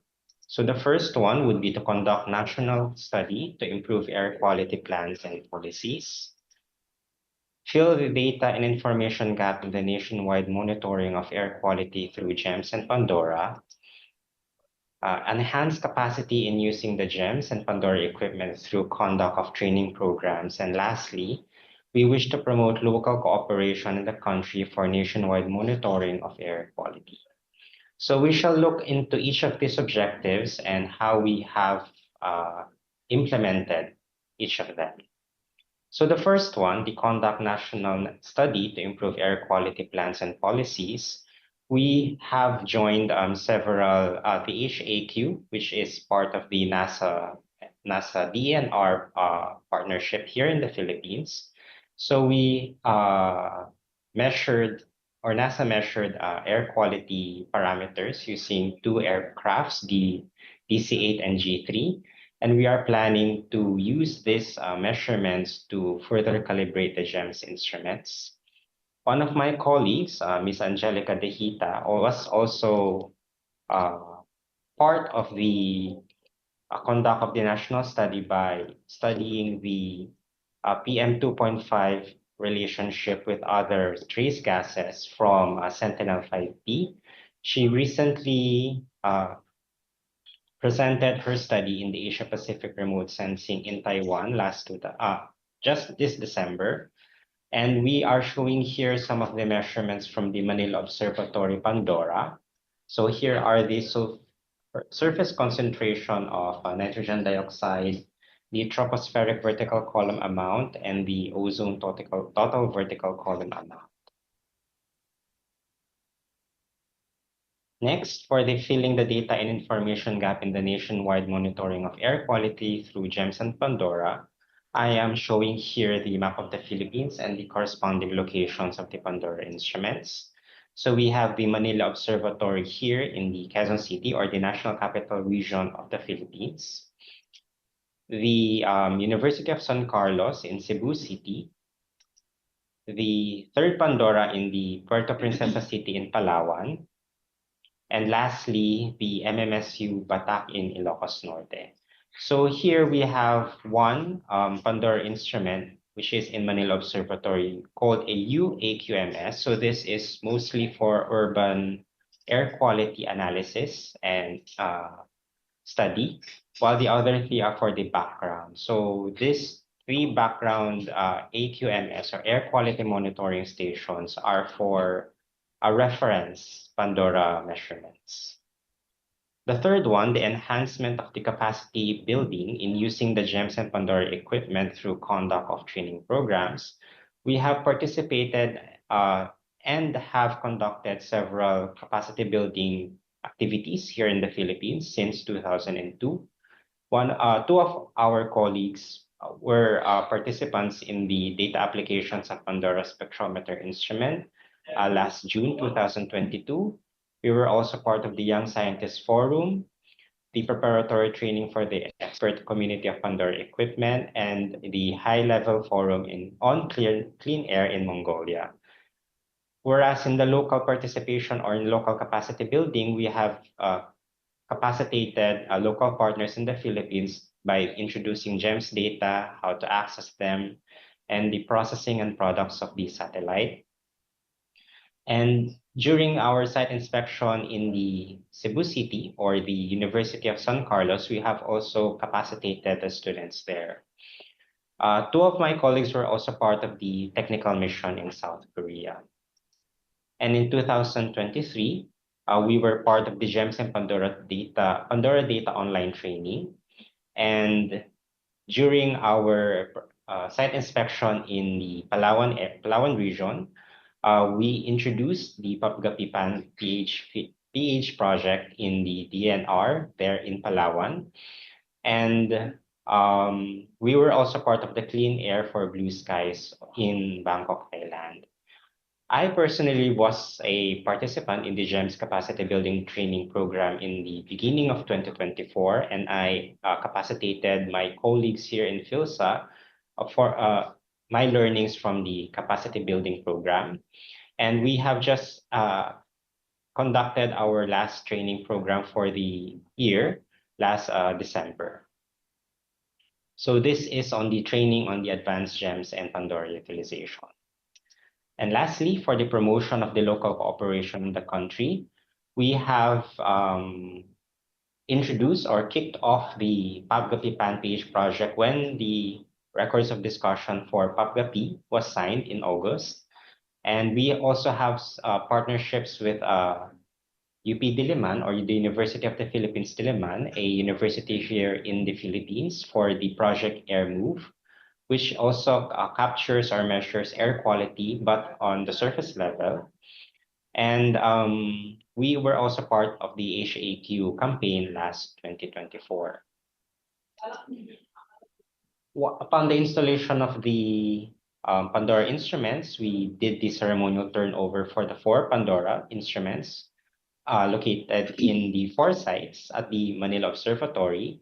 And during the last July to around October, we were installing the instruments on the 4 sites. So to the Manila Observatory, Mariano Marcos in Ilocos Norte, the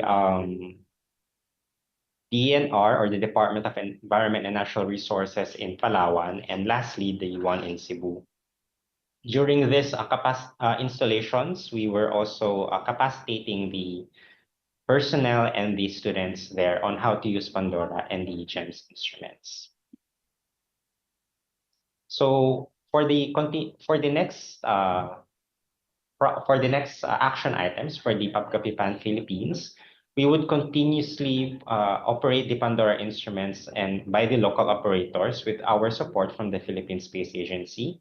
We would continuously participate in the regional network of experts and senior officers and to create partnership among local networks for the development of algorithms for the improvement of our air quality monitoring, utilizing the Pandora instruments strategically located in 4 sites of the country, as complemented by GEM satellites for nationwide coverage. So thank you. Thank you, Mr. Castro. Highlighting your work, PIRSA's work in the context of a national study and data gap and capacity building and local cooperation. Your last point here, promoting, participating in regional cooperation, also connecting and building local network. So PIRSA as a facilitator in these 2 layers processes. And then we are really grateful to all those 7 presentations, and the presentation clearly show, the level of work and the scope of work, there are slightly difference, but overall we see great progress and how useful this project was for strengthening national capacity for air quality management. And also, we clearly see, this value of this project for building this community of experts. But this is a really starting point. So we will discuss some of our, actions towards 25 or 26 in the next and the last session. Before proceeding to session 2, we will have a 15-minute break. So have some tea and then come back in by 3:15 Bangkok time. Okay. Thank you. Thank you. Now let's start our session 2 on assessment of the air quality using GEMS and Pandora data.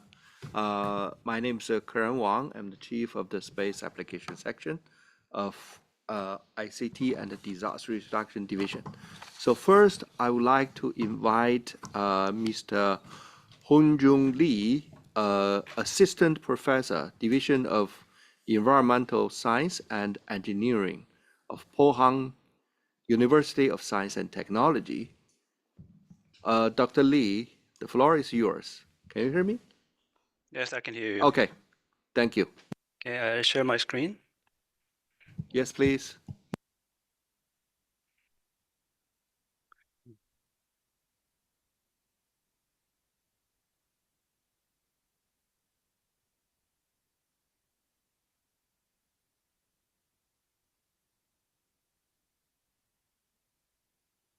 Okay, good afternoon, everyone. I'm Hyungju Lee from Pohang University of Science and Technology, PostTech.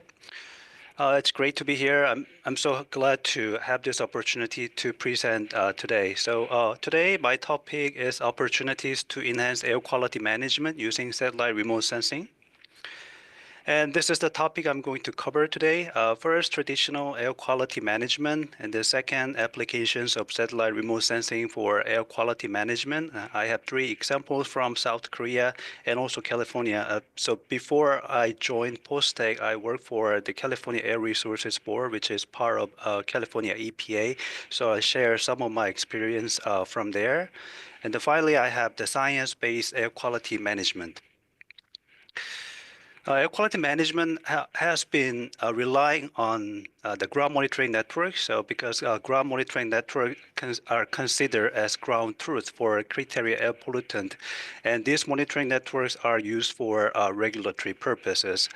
However, these monitoring networks are sparsely and unevenly distributed. So as you can see in here on the right side, and this is the monitoring site location in South Korea. And as you can see here, they are mostly located in an urban area. So basically, rural populations are not really covered by these monitoring networks. And finally, there is a large proportion of areas without ground monitoring across the world, and this is especially true for developing countries. The key advantage of using satellite remote sensing is wide spatial coverage that can fill the spatial gaps of ground monitoring networks. And the satellite remote sensing data provide the column data. So we need to convert this column data to ground level air pollution concentration. And this is less complicated for a short-lived air pollutant such as NO2, but a little bit more complicated for a long-lived air pollutant such as PM2.5. The GEMS was launched in 2020, so this is the first geostationary satellite to monitor gaseous air pollutant. And the key advantage of using this GEMS is hourly air pollution. So we can have hourly air pollution levels per day, so on each day. This is especially advantageous to address short-term air pollution episodes such as wildfires and volcanoes and many others. So now I show you some of the examples how we can use the satellite remote sensing for air quality management. First one is tracking air pollution. So in this, this is from our recent publication. So we use GEMS NO2 data to estimate ground level NO2 concentration for the year 2022. And in this study, we estimated hourly NO2 concentration using GEMS NO2 data. So I show you some of the results from this publication. So the first figure represents the annual average NO2 concentration in the unit of ppb. And as you can see here, this NO2 concentration rate widely ranges substantially from 5.3 ppb to 22.1 ppb across the entire South Korea. And as you can see in this figure, we identified the major NOx emission source area in South Korea from this estimated NO2 concentrations. And we also have 3-hour averages of NO2 concentration estimate in the morning and afternoon. And as you can see from these 2 figures, we can compare those 2 figures, and then we can clearly see how NO2 concentration changes by time and space. So if we use GEMS NO2 data, this is a geostationary satellite, so we can have definitely the near real-time air monitoring is possible. And using this time result data, we can assess population exposures, and also we can also inform the public of air quality alert. Second example is emission reduction strategies. So ozone air pollution is another big major air pollution challenges, and ozone air pollution is formed in the atmosphere as a secondary air pollution. And the major precursor gases of ozone is NOx and VOCs. And effective ozone control depends on the relative abundance between NOx and VOC, and these data are provided by satellite remote sensing data. So we can use formaldehyde as a proxy of VOCs, and also we can use NO2 as a proxy of NOx, and satellite remote sensing provide data on both formaldehyde and NO2. So Using this formaldehyde and NO2, and we can calculate the ratios between those two. So basically, formaldehyde over NO2 ratio. If the ratio is low, that indicate the VOC limited condition, and if the ratio is high, then that indicate NOx limited condition. So we can have two different strategies depending on this ozone chemical regimes. So in this VOC limited condition, then reducing VOC emission effective in reducing ozone. But in the NOx limited condition, reducing NOx emission is effective. But there's one problem here. In the VOC limited condition, if we decrease NOx, then that may increase ozone air pollution. So this is what many countries are experiencing currently. So if we look at this figure on the right, this is from OMI satellite. So OMI is a polar orbiting satellite. So OMI data start from 2004, and OMI provide data on formaldehyde and NO2. And this figure represents formaldehyde over NO2 ratio. As you can see in this figure, this is California, and this red dashed box represents the LA County, and this area shows the lowest ratio. So that means it is generally the VOC limited condition. So if we decrease NOx, then that may increase ozone air pollution in that area. And this reddish part in this area here, and that area is forest area. So we have biogenic VOCs. So these biogenic VOC increase the formaldehyde level in that area. So the ratio is relatively high in that area. So GEMS also provide formaldehyde and NO2 data. So we plan to use these two data to indicate the ozone chemical regime in Asian countries. The key advantage of using GEMS-based ratio is that we can have hourly variation of ozone formation mechanism. And again, this is a secondary air pollution, and that usually ozone is peaking in the early or late afternoon. So we can identify these dynamic variation of ozone formation mechanism using GEMS data. So that's what we plan to investigate in the near future. The third example is environmental justice. So environmental justice is the top priority for environmental regulation and policies in California. And to do so, we need the fundamental information, like which communities are more disproportionately burdened by environmental factors or social determinant of health. So Caliber Screen was developed to address this need, and Caliber Screen represents the California community's environmental health screening tool, and this tool includes 21 different data resources, and finally, this tool calculates the composite score of Caliber Screen. So basically, a higher score represents disproportionately burdened communities. So out of this 21 data resources, one of them is PM.5 spatial layer, and then satellite remote sensing has been incorporated into this PM.5 spatial layer under the Caliber Screen effort. So Caliber Screen is a multi-agency effort in California. Caliber Screen has been updated several times already, so for the last 10 years. And the first version was Caliber Screen 2.0, and at the time, they only use a PM.5 measurement data and interpolated values, as you can see in the figure in here.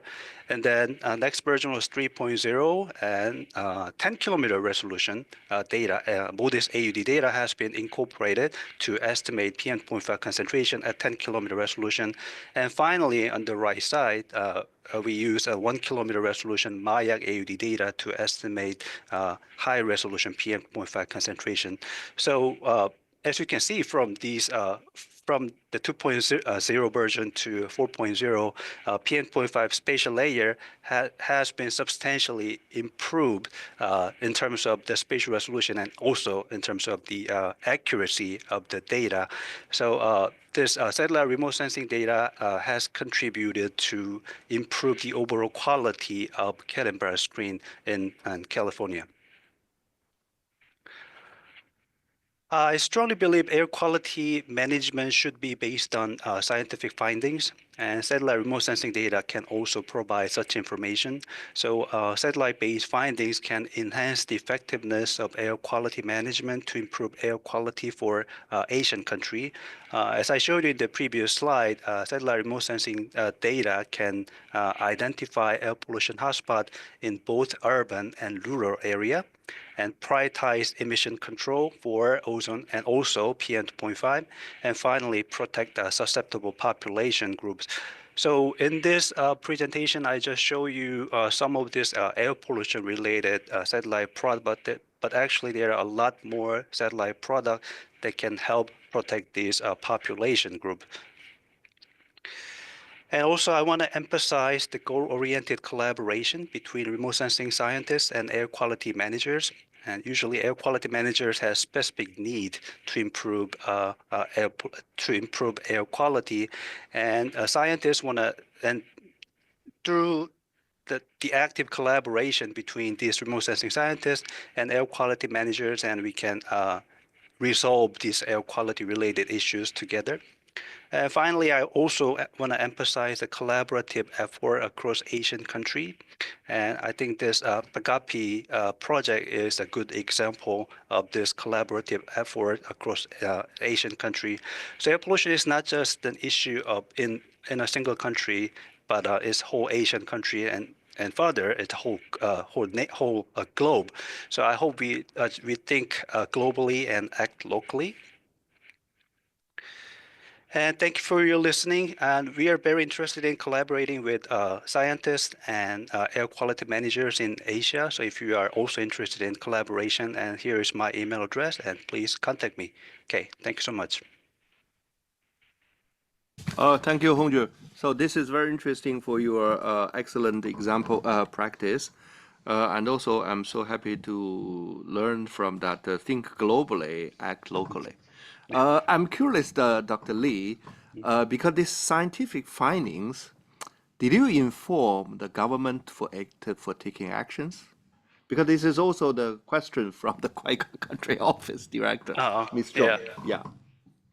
Yes, so I have an experience in the state of California. So I work in, I was doing research in the California Air Resources Board, and then at the time we created a satellite research section while I was there, and then we provide information about, I think the environmental justice is one example, and also the study right here. This is what I performed in California. And actually, this information was delivered to another division who's in charge of emission control. So, I mean, this satellite remote sensing data is the only way to improve it. This is one piece of information to be delivered to the air quality management, and there are also other ways to provide the evidence, right? We have the CMAC, other types of modeling techniques, and we provide, so satellite remote sensing provide one piece of information, and then modeling provide another piece of information. So when we gather all those evidence, then we have solid evidence. So that's why we can develop new strategies for the air quality management. Thank you so much, Dr. Zhang, Dr. Lee. Any questions from the floor or our participants? No one raised hands, right? Okay, so thank you, Hongju, thank you so much. Thank you. Now we move on to the next, Ms. Amelia Nilatifa, researcher of the Research Center for Climate and Atmosphere, Indonesia National Research and Innovation Agency, BRIN. Assalamualaikum, over to you. Thank you. Waalaikumsalam. Thank you so much, Mr. Karman. Good afternoon, everyone. May I share my screen? Yes, please. Okay, this is my presentation. So thank you so much, Mr. Karnwang, for the introduction and for the time, for the opportunity. Hello, everyone. Good afternoon, ladies and gentlemen. My name is Amalia Nur Latifa. I'm a researcher from Research Center for Climate and Atmosphere, National Research and Innovation Agency, or you can call it BRIN Indonesia. So it is such an honor for me to be able to be here and share with you our experience in using GEMS and Pandora for our air quality monitoring in Indonesia. So in this time, I would like to share the presentation with you titled Utilization of GEMS Satellite for Air Quality Monitoring Due to Volcano Eruption and Forest Fire in Indonesia. Okay. So this is the outline of my presentation. The first one is I would like to share with you how we use GEM satellite for identify the volcano ash distribution of Mount Dukono eruption in April 2022. And the second is how we utilize the GEMS and monitoring approach or high speed to identify PM 2.5 source in Central Kalimantan for study case forest fire in 2023. And finally, in our final part is about the benefit and requirement of effective utilization of remote sensing data in Asian countries. So why I have to talk about it, why I have to do research about it, because as mentioned before by Mr. Shanto, that air quality is one of the most highlighted issue in Indonesia, as we know that we have issue about the urban air pollution in Jakarta, and one of the biggest issue is about the transboundary haze pollution that happen almost every year in Indonesia due to the forest fire. And for Indonesia case, there is two mainly reason. There's two mainly cause of the transboundary haze. The first one is by the volcano eruption, and we are home for more than 120 volcano active in the world. And the second one is the forest fire. And we are the home for we have the third largest rainforest in the world behind the Brazil and the Republic of Congo. And our rainforest contain the peatland area that very flammable. And this peatland the forest fire can happen in our country almost in everywhere in the dry season. So the identification or the monitoring of satellite or remote sensing for the air quality monitoring by due to the forest fire and the volcano eruption in our country is very needed and very important. So this is the first research. The first research is about the GEM satellite identification of volcanic ash distribution of Mount Dukono eruption in April 2022. As I mentioned before that, this is the background of the research. As I mentioned before that, we are the Ring of Fire. We are located in the Ring of Fire. We are home for more than 120 active volcano in the world. And as we know that the volcanic ash contain the very harmful gases like SO2, CO2, HF, and particulate matter like ash. So this is very important and essential for us for mitigating volcanic disaster impact through air quality monitoring. But unfortunately, we have limited number of the air quality monitoring in our country, especially in the east area of our country. So in this case, GEMS help us to identify and monitor this air quality condition due to the volcano eruption. So this paper was published in a proceeding of the International Conference on Radio Science, Equatorial Atmosphere Science, and Environmental of Humanosphere Science that published by Springer Proceeding in Physics 290. Okay, this is the research location of our first paper.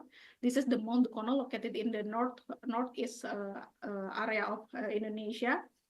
This is located in the Maluku Archipelago, and this is the time of our research. The research conducted in April 24 until April 29, 2022. And this is the data that we use for our research. The first one is we use the GEMS data, the slant column and the total column of SO2, and the second one is the aerosol optical depth in 550 nanometer spectrum, and we use the Aero 5 wind data for validate our finding by the GEMS data. So this is the first result of our research. This is the total column amount of SO2 during the eruption event. As we can see that in the location area of our research, there was an increase in SO2 total column during the event, and this is stated by the temporal depiction about total column of SO2 as well. As we can see in the time of the event, there is the increase of total column SO2 as well, especially in 24 April until 29 April. So this result give us conclusion that GAMS can identify the increasing of the SO2 during the Mount Dukono eruption event in April 2022. So the second result is about the slant column concentration of SO2 in Mount Dukono in April 25 until April 28. As we can see that we will identify the distribution of SO2 in this case, and as you can see that the distribution of SO2 that depicted by the GEMS data is along with the warp high split result and the RFF result. So our conclusion is the GEMS data can depict or can identify the distribution of SO2 data as the part of the transboundary haze even in case of Mount Dukono eruption in April 2022. This is the aerosol optical depth data during the event, the eruption event. As we can see that the value of aerosol optical depth normally is only 0.1 or 0.1 or 0.15, but in the location of the research or the Mount Dukono, as we can see the value of AOD reach until 1, so there is the increasing of AOD value in the research location or Mount Dukono during the eruption event. So this is there is the last result of our first paper that we can see that the GEMS can identify the increasing of SO2 and AOD value during the eruption event, and also GEMS can depict the distribution of SO2 as well, and the result is alongside with the warp split result and the RFF result. So the second research is about the utilization of warp high split modeling approach and GEMS to identify the PM2.5 source in Central Kalimantan. This is the part of the study case of this research is about the forest fire in 2023. As I mentioned before, that Indonesia have the third largest rainforest area in the world behind the Brazilian Republic of Congo.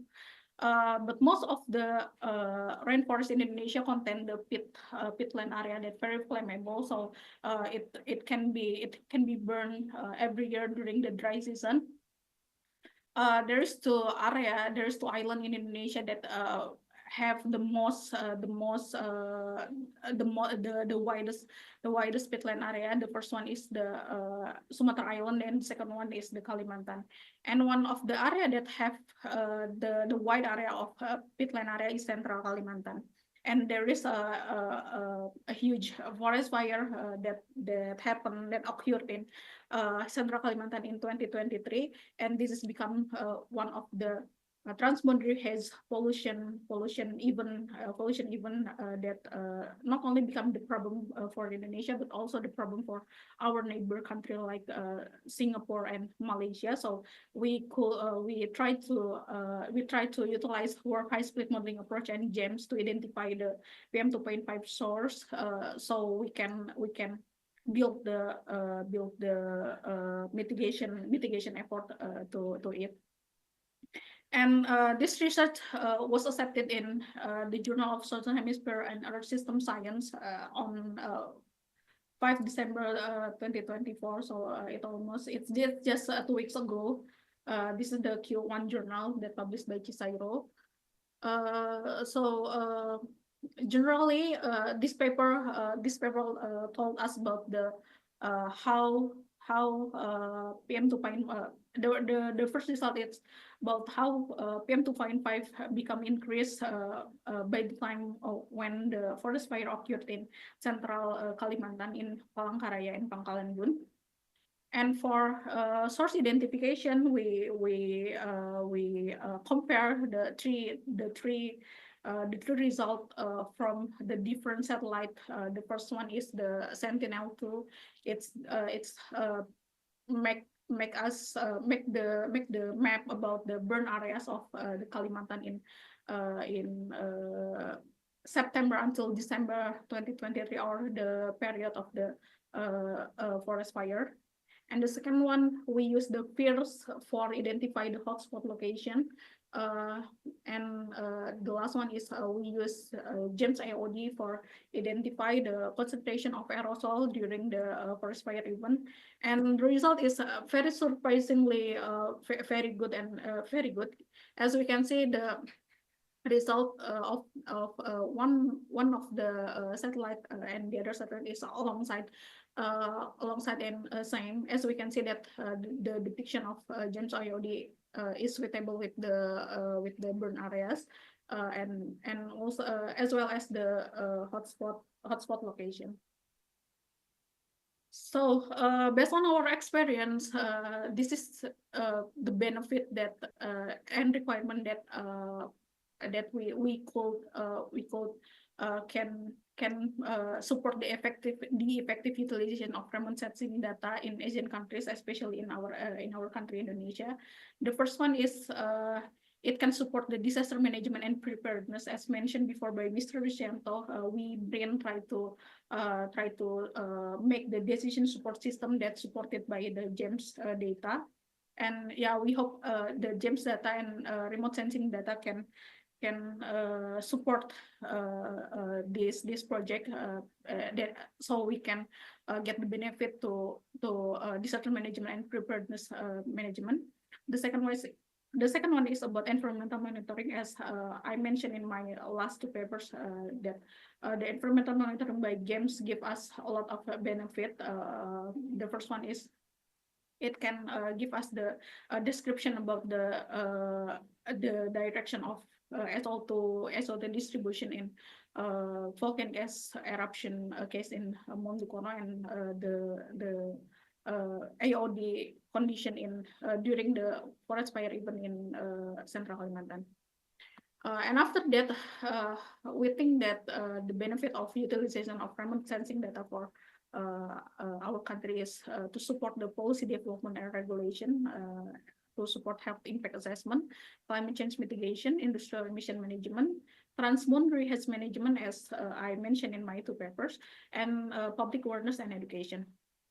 But this benefit or this utilization of the remote sensing require many reasons. One of the many of them is like the advanced satellite system and the advanced satellite system and sensors, and we require the human resources as well, like the skilled workforce and research capacity, and we require the ground-based validation and network, as well as the surface data. And because we have to integrate many data from a lot of platform, we need data integration platform as well. And yeah, we need the policy frameworks and governance, regional cooperation, public-private partnership, and also that one of the important aspect is the sophisticated and advanced method as well, like the application of artificial intelligence and machine learning. So that's all my presentation. Thank you so much for your attention. Terima kasih. So thank you. I'm really happy to see that the last requirement on this using AI and machine learning.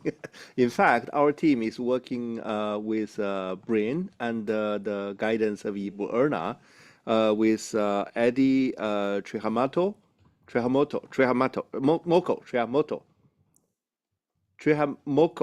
Very Eddie. happy for you. Yeah. Eddie, yeah.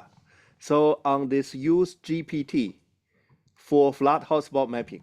But next project will be the forest fire hotspot mapping. So we'll combine with your research on GEMS data for this forest fire and impact in Kalimantan or other, maybe Java or other island.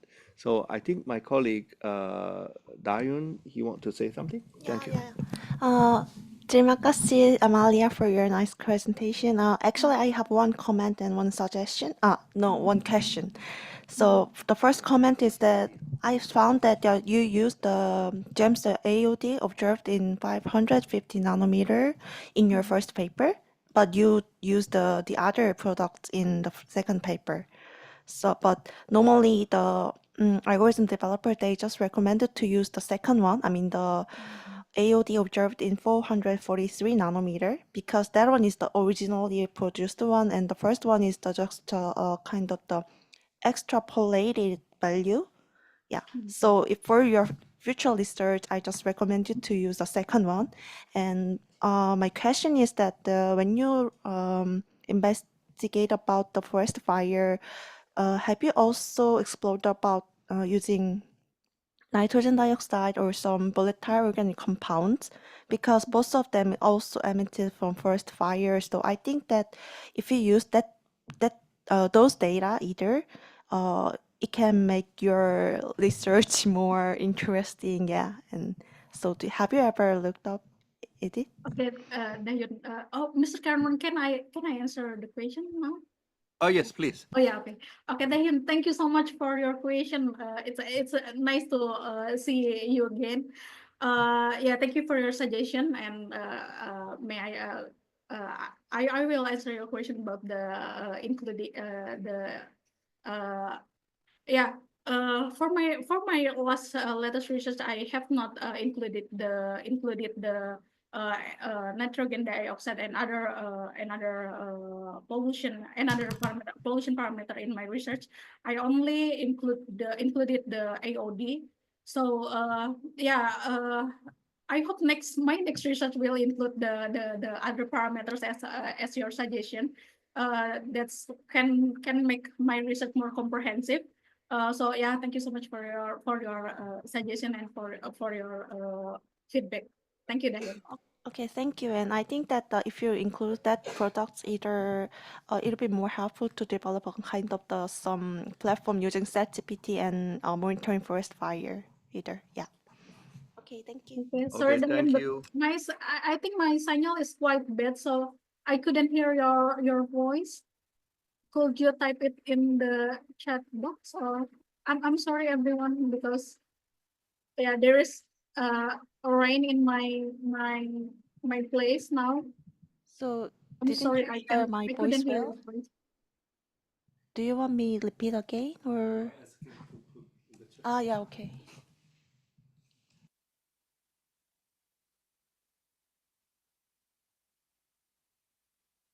So if you have any request, we can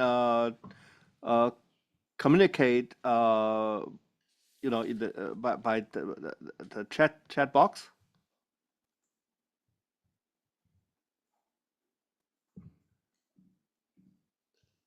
So if you have any questions, you can type in the chat box. Sorry, Mr. Cameron, I use the headset now, so I think I can hear your voice clearly now. Okay, so maybe you repeat that. So we'll.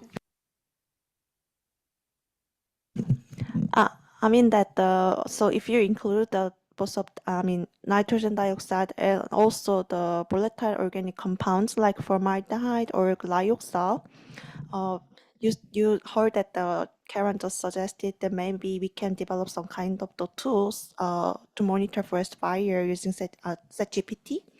So if we can include both of that products, yeah, NO2 and HCHO and also CHO.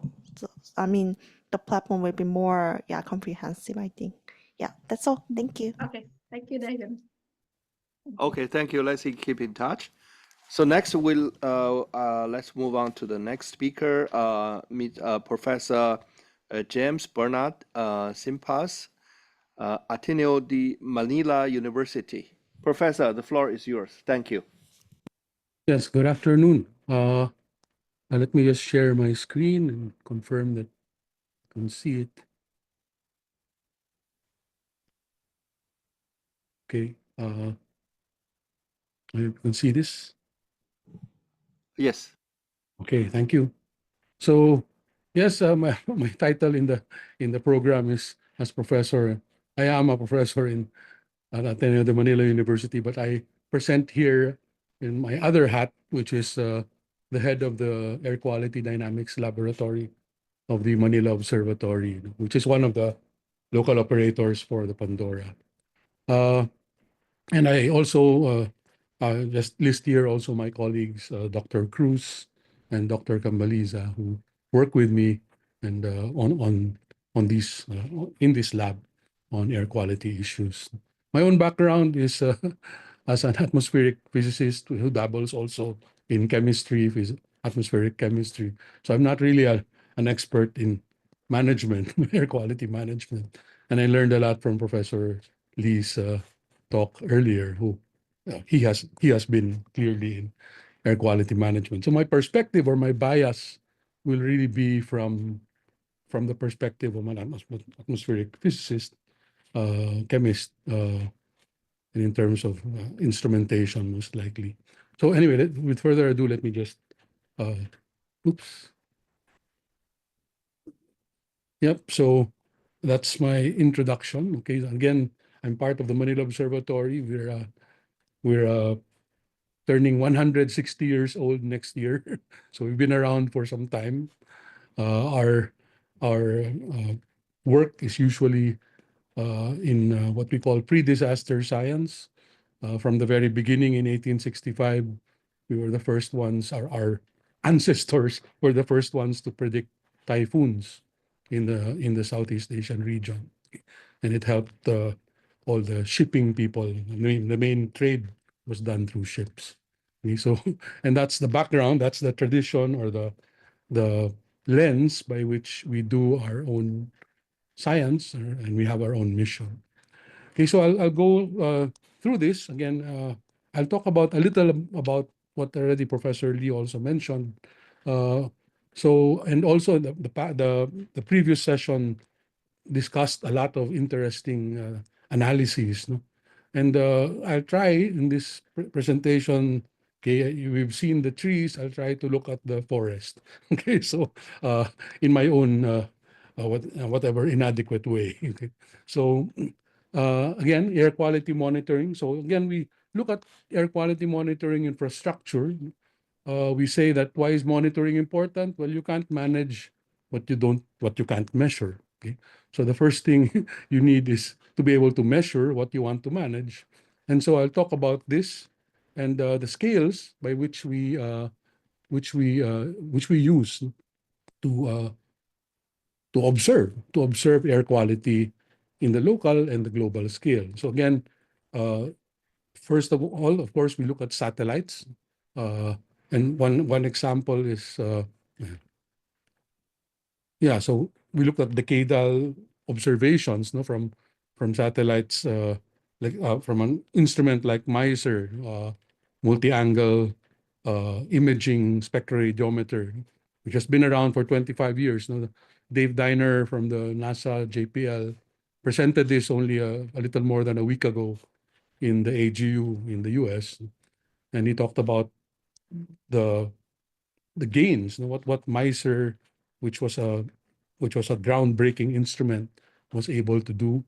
And I guess I'd like to start with that because I'd like to say that for our particular context, we would like hopefully to say in 25 years after GEMS, no, that we have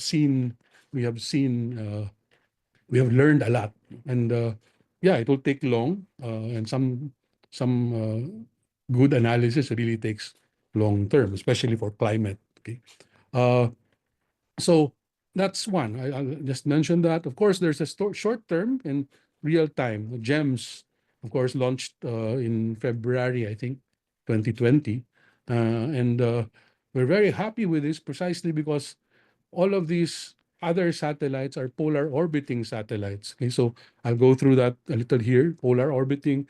In the past, we would use MODIS, TROPOMI, VIRS. MODIS is on the Terra and the Aqua satellites. TROPOMI is on the Sentinel-5B, and VIRS is on the SUMI satellite. And so we used these to look at global scales of air quality.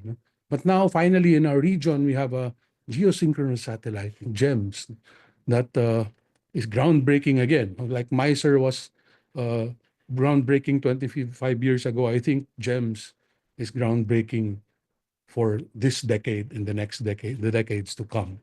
So we're very excited about it. We're very excited about it. Sadly, I'm not a satellite person also. My introduction to satellites really was through colleagues I worked with in campaigns that were held here in the Philippines, particularly Jeff Reed from U.S. Naval Research Labs and Bob Holtz from the University of Wisconsin Space Science and Engineering Center. They were the ones who actually opened my eyes to the importance of satellites in aerosol meteorology. So, and I owe my debt, the little I know on satellites, I owe to them. So again, of course, we have the spatial long-term and satellites give you spatial global coverage. Well, GEMS gives you regional coverage. And of course, there are ground-based remote sensing instruments. For some time, we've had the Aeronet sun photometer, which measures aerosols. And of course, we've also had LiDARs in the past through our other collaborations.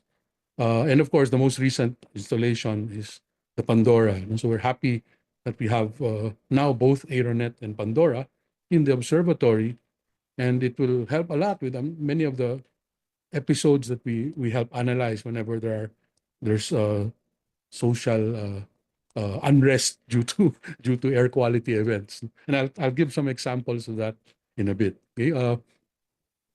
So again, and the last thing, of course, is in situ, and already Dr. Lee mentioned already that even in Korea, South Korea, they don't have enough. No, and I said if South Korea doesn't have enough, how much more for us, for the Philippines? I've seen the networks in, especially the super sites in Korea, South Korea, and they were just amazing. I've never seen anything like it in the rest of the world. Not that I've seen the rest of the world, but the places I've been to. So again, in situ is a big challenge for the Philippines, and I'll talk about it a bit later. So, and of course, the last one is airborne. So we have these campaigns. Korea had Chorus AQ a few years ago, and that segued or followed to Asia AQ, which is just done earlier this year. We also had CAMPEX, which is a aerosol and monsoon processes, cloud aerosol and monsoon processes experiment, which was the first NASA campaign held in the Philippines. And the Manila Observatory was the main partner for CAMPEX. And we learned a lot from this. We learned a lot from these targeted short term, well, not medium term, we might call it a few weeks. So those are the airborne campaigns. And so the last thing I look at is, well, I'll just give some idea on cases for which we've been able to use GEMS. Again, we have not been able to exploit the richness of the data from GEMS yet. And then I'll give an example of what we see from our historical record that we've had at PM 2.5 at MO. So again, the first one, the most recent one was just last December. Mount Canlaon is a volcano in this region of Negros here. Okay, and it erupted December 10, and we saw SO2 from the GEM satellite and its evolution over a few hours after the eruption. And yeah, this is one example for which we can actually analyze. So we haven't done analysis yet, but just visualizing it and how how the plume was transported by the easterlies during this time. We were lucky it was the easterly, so it was transported away from populated areas. So this is an example of that, of the use of GEM satellite for this, most recently. And similarly, last year we had the following. There was this Metro Manila haze episode that they thought was associated with the volcano plume from Taal volcano, which is on the southern part of Luzon, somewhere here where this box is. Okay, but GEM showed that no, the plume from Taal was not the cause of the Metro Manila haze episode. It was and that was a very good use of the data, the remote sensing data, the satellite data, to well, to fact check what the popular opinion was about such air quality events. So we also have at the Manila Observatory, we have a record of we measure PM 2.5 via a particulate sampler every 6 days, and we've been doing so since the year 2000. So you can see the trend, and we can associate we think we can associate that trend with particular policy decisions.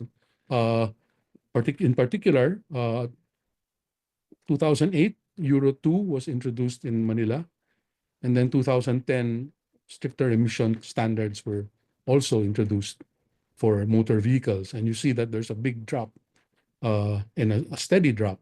And finally, in 2016, Euro 4 was introduced, and you have, okay, so we can see this drop. So we can see the effect, we think, of policy interventions in the long-term data. So this is one thing that is that well, GEMS will be useful for as well in the future. So this is through instrumentation, basic samplers. But from now on, since the installation of the Pandora, and hopefully we can see even more trends in the observatory measurements. Okay, so yeah, so we now go to the second part, which is on AQM. Okay, so air quality monitoring,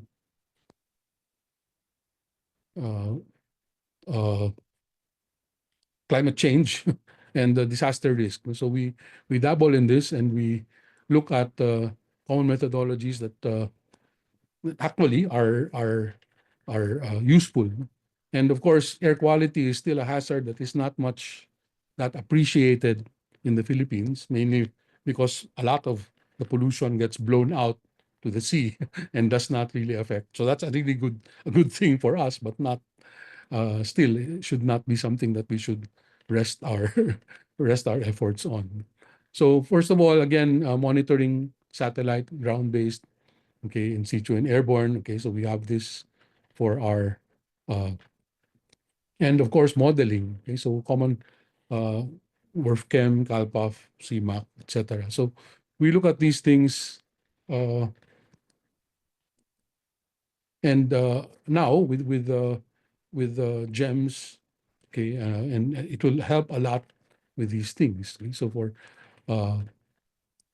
so especially in the Philippines, where again we have a dearth of in situ data, and this was highlighted during Asia AQ because we tried to gather the available in situ data on the ground, and a problem with really maintenance of instruments was seen. Okay, so now with remote sensing, okay, hopefully we can see we can have better data and also more widespread data and geographically.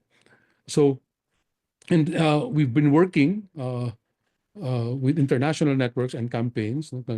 I just mentioned them here: Clean Air Asia, 7Cs, which is now being run or being coordinated by George Lin in Taiwan.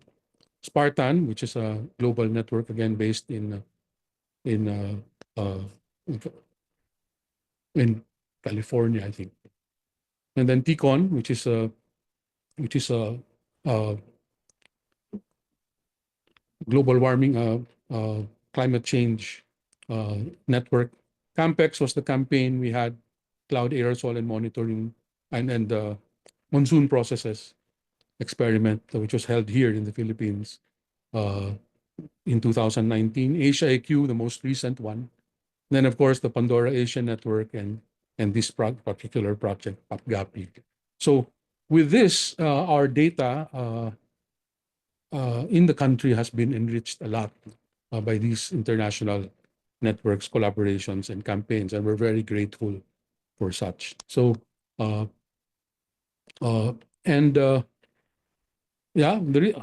the richness of satellite data has not yet been exploited. So I'm saying, is this a task for our space agency, which deals with our satellites? So,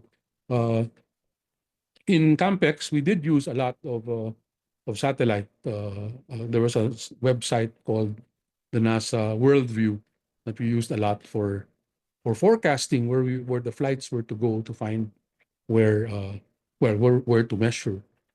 And of course, in Asia IQ, they already prescribed a flight track that they did many times over to get good statistics for pollution.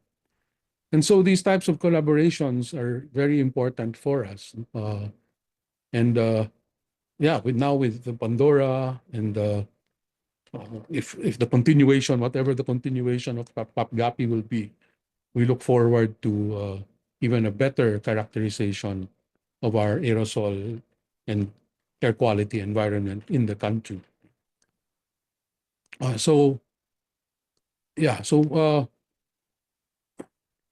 One of the publications we had from CAMPEX was this publication from one of my colleagues, Dr. Cruz, who actually tried to look at combinations of lots of data, including a LiDAR which was set up in the observatory to find out what drives the air quality.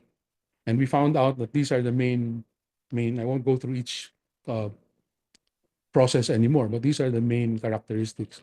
You can refer to her paper if you're interested, Dr. Cruz's paper in 2023 on this. So these are the main meteorological drivers of air pollution in Metro Manila. And we hope we'll be able to do studies for other cities as well and other populated centers with the Pandora and GEMS in the future. So, so as an end, looking at this, the air quality management approach that we'd like to see is some sort of a transdisciplinary, we call it a transdisciplinary engagement. So I would define it as a synergistic and healthy relationship between government, scientists, and local international experts and stakeholders, the people who are actually polluting or the people who are actually affected by the pollution.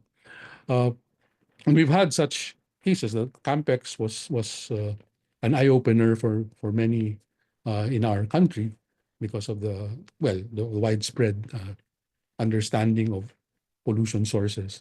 And then, of course, Asia AQ, results of which will be discussed next year in January in a science team meeting in Malaysia. So hopefully that will even open up open up our eyes to an even better, clearer picture of the air quality environment in the Philippines and also in the rest of Southeast Asia.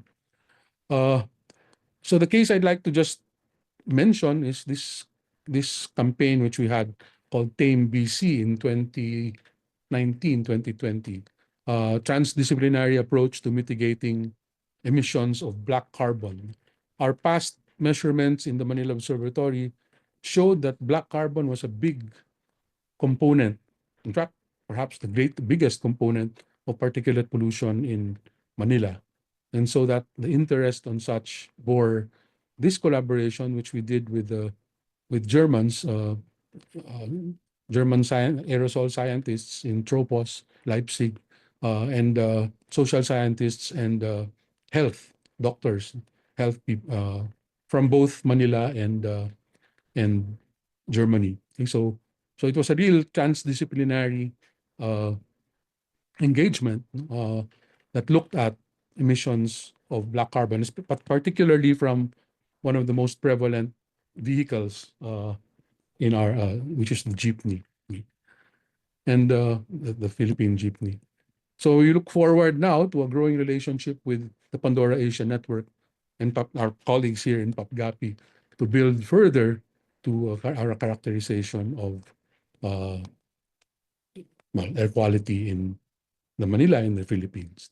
So sorry, thank you very much for listening. Thank you so much, Professor. Let me ask whether there's any questions and comments. Yes, Gumi.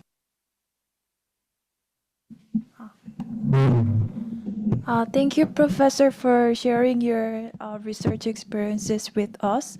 I just want to know, I know there is a Philippine Clean Air Act as a law in the Philippines. So I'd like to know if your data from Manila Observatory really affect to implement the air pollution policy or law in the Philippines, or any plan to use this data for policy making for air pollution in the Philippines? Yes, well, I think our Clean Air Act is rather old. It's 1999, okay, and it hasn't been updated since, although there are efforts now to do it. And a lot of what we saw, as I showed in the slide earlier, is that we think it's the implementation of Euro 2, Euro 4, okay, and those more international policy directives that we tried to follow, that our environment agencies tried to follow, that help reduce particulate pollution, at least in Manila. Okay. We have no measurements outside of Manila, so we can only talk about Manila. Thank you. Okay, thank you, Professor. Now we have the last speaker, Mr. Bhupesh Adhikari. He's a senior air quality specialist in ESCAP. So you are in Kathmandu, right?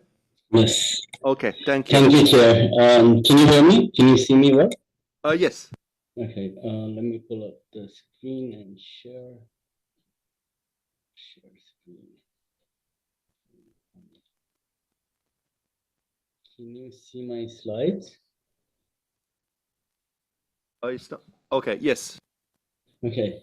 First of all, thank you, ESCAP, COICA, and NIER for inviting ECMOD and me to present our work. We're not part of the PAPGAPI project, but COICA did take us, ESCAP did invite us for one of the events under the PAPGAPI project. And we are doing quite a lot of work on air quality monitoring over South Asia. And I met Director Sangmin Ma'am on an ESCAP workshop recently held here in Kathmandu. And we were trying to reach out, they were trying to reach out, and it just so happened that, we happened to meet at a workshop and, present our ideas. So I, thank you for inviting to present to a wider team on some of the work that we're doing from a different project. But I think, there's always room for collaboration and do more through the next phase of PAPGAPI project and also the Pandora network. So I'll just briefly present about ECMOD, what we're doing on South Asia. We heard quite a lot of work being done over East Asia. And my organization, we're focused more on South Asia, so I'll just work on that presentation. So for many of you, who are not aware about ECMOD, we're the International Center for Integrated Mountain Development. We're a knowledge development organization, so we're strictly not a technical research organization. We hold intergovernmental status, and we're governed by 8 member countries of the Hindu Kush Himalaya, the mountain range that connects us all. So the list of countries that are in our board is listed here. I'm not going through an individual of them. So we recently reorganized in our strategy. We've developed all the way up to 2030, and the visioning talks about a greener, more inclusive, and climate resilient Hindu-Kush Himalaya. Right? And we have defined what do we mean by greener, inclusive, and climate resilience. And in the strategy, we've also talked about 4 core areas that EC mode will deliver results. And if you look at it, air quality is one of them. And it just goes to show how strong of importance that our management, our board, and the staff, working to deliver results on air quality over South Asia, especially the Indo-Gangetic Plains and Himalayan foothills. So to deliver results in the working modality, we have 3 strategic groups, so to speak, our departments. And within those, there's a section, the unit, we call it Stimulating Action for Clean Air, which is devoted solely on air pollution issues. So why does ECMOD care about air pollution? If you look at this map, published in the Lancet, if you look at the PM 2.5 global hotspots, yes, we heard about a lot from East Asia, but compared to rest of the globe, this area, I don't know if you can see my cursor, but along the foothills of the Himalayas, it's really where we have really high air pollution. There's been studies that talk about, we're losing on average, South Asia loses around 3.5 years of their life expectancy. And the sad thing is, since 1990 till 2019, what public health professionals call the disability adjusted life years, in terms of ambient air pollution, the risk is increasing, and the recognition of the problem still remains in that, a lot of people don't think air pollution is a problem. We don't have direct SDGs on air quality. And so, a lot of the governments, in the region don't really think, both national, provincial and local governments, if they don't have to report to UN SDG or their indicators and all, they don't really think, they don't think air pollution is a problem. And globally, there was a study done by Clean Air Fund that, pointed out that, only a tiny fraction, 1% of the development fundings went for air quality improvement. So it is a development challenge.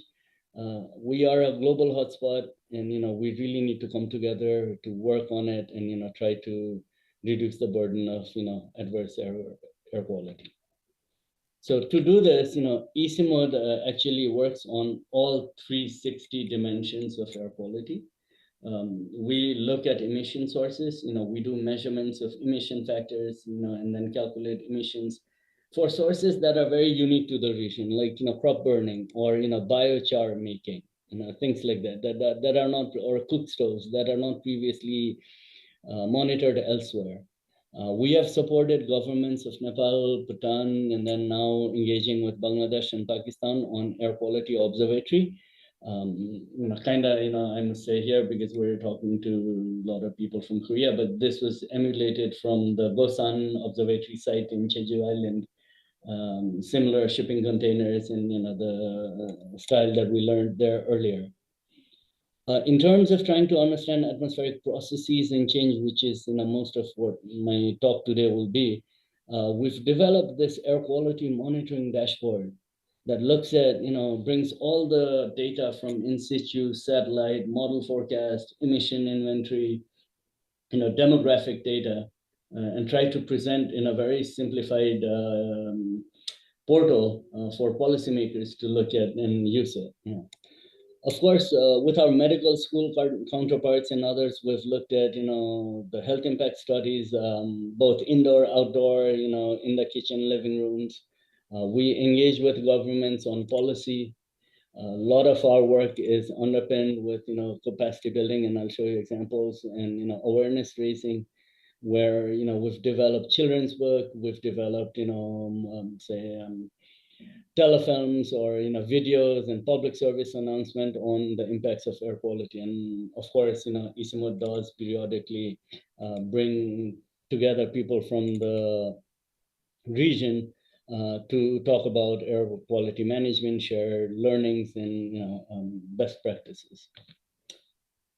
But I mean, we're looking at air quality monitoring and monitoring through the use of in situ observations and satellite. And while the picture on the right is not really the GEM satellite, it is a Korean GK2 advanced meteorological imaging satellite, where we're using this, and we've started using GEMS as well. I'll show you. To look at the smog and all the other products that we can derive out of this. And we're working with NASA. There's a project called Surveyor, which is a project of NASA throughout the globe. And we're one of the hubs of that project in the South Asia region. And working with them, we're able to bring some very innovative products to the region. And on the picture on the left shows, model forecasted, WRF-Chem forecast of PM 2.5 for the whole month of November, this last month, where extremely high pollution was there. And the good thing is, the media takes notice. There's a lot of advocacy. It is slowly getting into evidence-based journalism. As you can see, media does point out, like, pictures from space show smog. So, I mean, yes, people are getting aware about, the possibility of monitoring air pollution from space, from remote sensing data and in situ observations.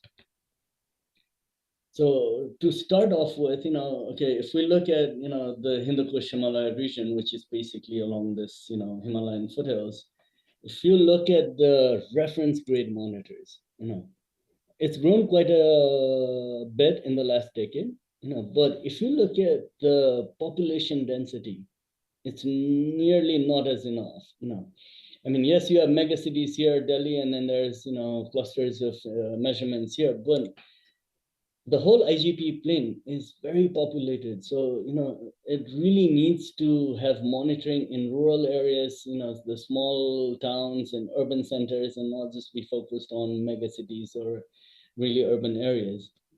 And then again, despite all these observatories, there is an issue of reliability, and then harmonization of this data. And so, how much of this data is it being used for, and, for fit for used in the sense that it's fit for purpose, that, with the numbers it's generating, how much of this data is really being used for regional collaboration. As you can see on the plot on the left, a lot of these pollution, I show pictures here from Lahore, New Delhi, Kolkata, Kathmandu, basically all across the IGP.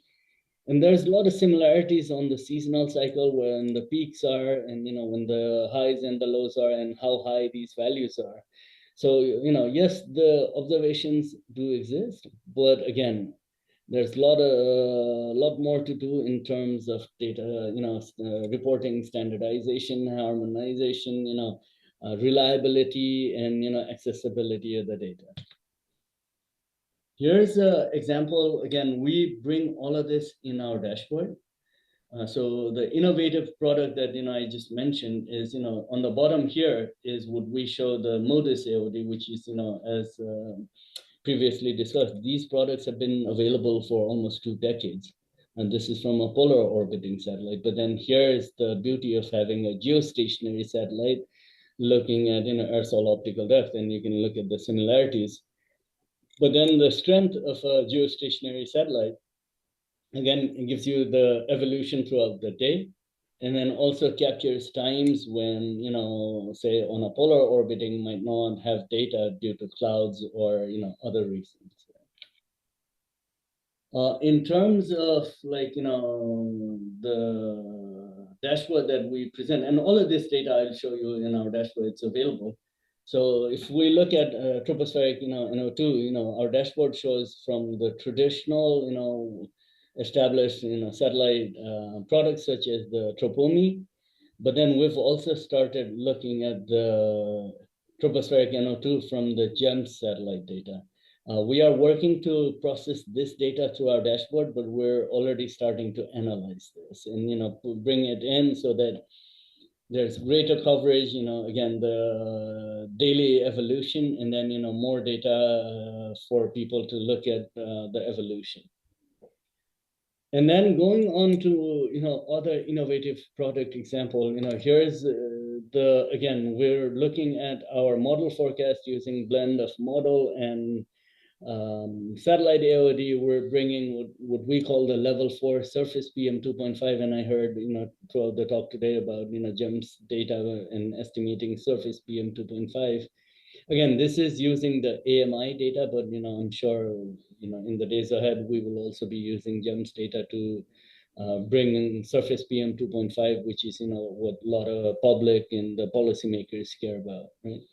And so the bottom one here on the same date is combined MODIS VIIRS level 4, the AOD, and then converted into surface PM 2.5. The top one shows AMI surface PM 2.5. Again, the geostationary satellite would give you the evolution, 8 times a day, at least our part of the world. And then here's another innovative product on the left is, we're looking at the desert dust. Earlier, there was a talk from Mongolia, which talked about, the importance of, desert dust in influencing air quality over there. But South Asia, across the IGP, also gets a lot of windblown dust from, the Thar desert region, from Afghanistan area, and also from Middle East, and sometimes, again, also as far away as Africa. And here's a product that, we've looked at, again, working with NASA PI, Aaron Nager, whose team helped, develop these products for us, is a qualitative analysis, but helps to look at, how these dust plumes, traverse the IGP and, really influence upper level air and, air quality over the region. The product on the right, if you look at satellite image even today, there's a dense fog and then, mixed with pollution across the IGP that has huge impacts both to very poor people because of the cold weather, but also, high economy like the airline industry, which has hundreds of flights cancellation or the flights being diverted because of the the true smog and the fog and the pollution. And so we're working with AMI data, the RGB imagery, using well-established methodology to detect low cloud and fog. And these data are disseminated from our dashboard on near real time with just a couple hours latency. So, once we scale up the capacity building and awareness about our dashboard, we were thinking, the air quality managers, the airline industry people, stakeholders can really use these products for informed decision-making on whatever sector they're, involved in. And again, this data products combined with the true color image and other remote sensing products can really help guide air quality management because it is almost near real time, a couple hours latency. As I mentioned, we are providing air quality forecast for currently 48 hours. We're trying to ramp it up for 4-day forecast. We run WRF-Chem, MODIS AOD assimilated WRF-Chem forecast across entire South Asia, HKH domain on 12-kilometer resolution. But we also run a nested domain for Nepal at 4 kilometer. And on the right, you can see how, this is our regional dashboard serving, all the Himalayan countries in the IGP, Pakistan, India, Nepal, Bhutan, Bangladesh, again, Myanmar and all, and also the parts of Tibet. But the same thing, we're working with local governments such as Nepal, Bhutan, and also Bangladesh to try to customize it for their countries with the additional specification and maybe customized forecast that is usable for their countries.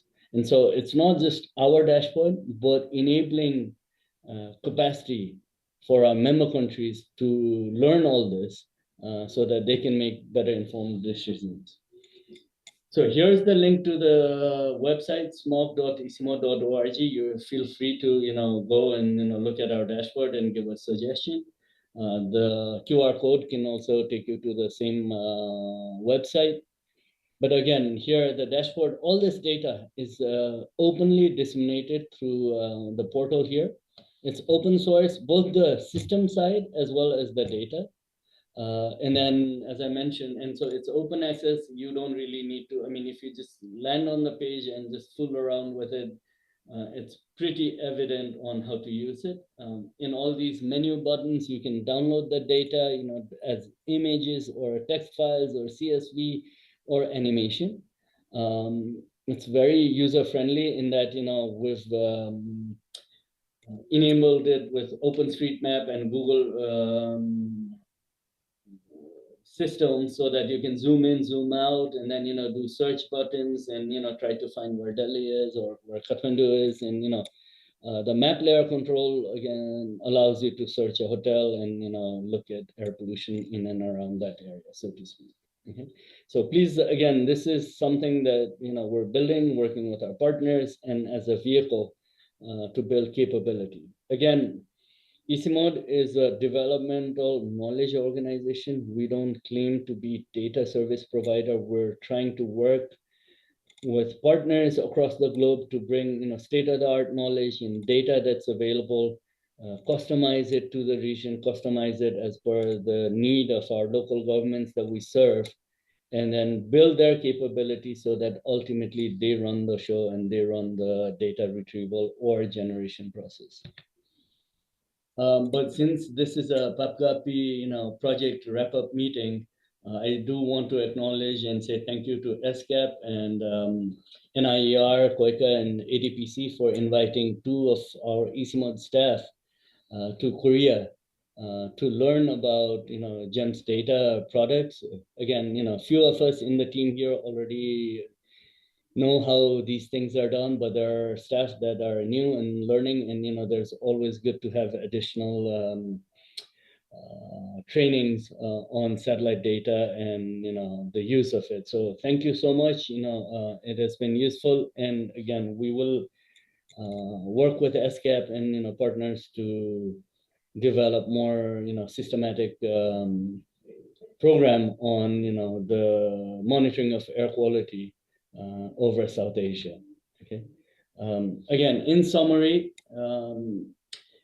in terms of South Asia, data and information is increasingly available and accessible, as shown through the satellite model and observation data, but there are barriers that still remain, and we need to work to break down those barriers. Of course, we need more ground observations because most of the observatories that I showed you are doing PM observations, not really gas phase. And how do we look at reliability, accessibility, and traceability of some of these observations? Sampling methods reports need harmonization, and this is something that I think all regional organizations, regional data providers could join hands to work together. And my discussion with ESCAP and all, we really need air pollution monitoring from space in situ observations and modeling. Yes, all the atmospheric physics, chemistry, the monitoring bit is really important, and yes, we are doing it. But in a lot of the country, if you don't really understand the emissions, the activity, the socioeconomic drivers, it's really hard to control air pollution. These days with machine learning, satellite data assimilation, and all, I mean, the models are getting better and better, and even with very limited emission inventory data, it almost seems like the forecast is really good and very accurate. But unless you understand the underlying activity, data assumptions, and the socioeconomic drivers, it's very hard to control air pollution. Yeah. And so in terms of air quality monitoring tools exist. I mean, I learned about the tool again from this workshop and the previous one. They exist, but we just need to scale it up and reach to more and more policymakers, more and more air quality managers, down to the municipality level where, they can really use these tools to make informed decisions. And while we're here, ECMOD is trying to organize a technical working group from the IGPHF countries, namely Pakistan, Bangladesh, India, Nepal, Bhutan, to start looking at, if there are ways these, 5 regional countries can work together on air quality management in the Indo-Gangetic Plains and Himalayan foothills. And we will be organizing this technical committee meeting, which will basically drive the agenda and the plans for a bigger meeting, and also the topics they want to work on in the first quarter of 2025. So please stay tuned for that. And some of you in the audience are probably going to be, part of that workshop already. With that, thank you again for giving us this opportunity to present our work and share our thoughts. And I stop here and take questions. Okay, thank you, Adhikari, for your comprehensive introduction of the excellent work of the ECMOD in air pollution monitoring.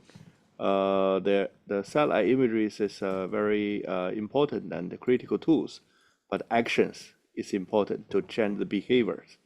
I think we are left behind the schedule. Maybe I need to hand over to my colleague Kurt for the next session. Thank you, Dr. Adhikari. Keep in touch. Thank you. Thanks. Thank you very much, Karen. My name is Kurt Garrigan. I'm the chief of the Sustainable Urban Development section for Environment and Development here at ESCAP. And this next session actually follows quite well on Dr. Adhikari's presentation because it will focus primarily on cooperation for data sharing and assessment through both PopCopy and the Pandora Asia Network. We will have a couple of presentations, some feedback, hopefully from country representatives, and then an introduction to the Pandora Needs Assessment from an ESCAP colleague as well. Since we are short on time, I'll ask the presenters to be as concise and brief as possible so that we do have a little bit of time for feedback from country representatives. We'll start with Dr. Hun-Ki Hong, research scientist from NIER. Dr. Hong, over to you. Okay, can you hear me? Yes, we can.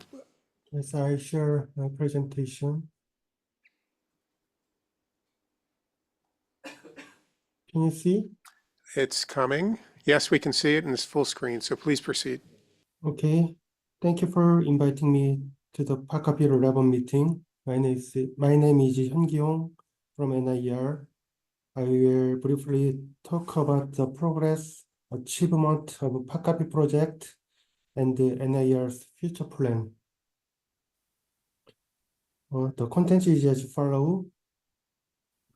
Okay, as you all know, the Asian region has recently been experiencing an increasing in air pollutant due to the rapid economic growth and urbanization. According to the WHO report, 92% the Asian population, approximately 4 billion people, are reported to be seriously exposed to the air pollutant. And as you can see from this figure and the table, the ambient level of PM2.5 is Asia. In 2015, exceeded the WHO guideline in all 10 countries, including Korea. Furthermore, while recent decrease has been observed, surface level NO2 in this region still show higher level compared to Europe and the US. Additionally, the increasing level of tropospheric ozone remain an issue that require management. Moreover, East Asia is a region that requires continuous monitoring of formaldehyde emitted from biomass burning and vegetation, as well as SO2 due to the frequent volcanic eruption. In the left image, high formaldehyde value across almost the entire Indochina Peninsula can be observed. The main sources of formaldehyde are biogenic from natural organisms like plant, pyrogenic from biomass burning, and anthropogenic from human activities such as industrial process and vehicle emission.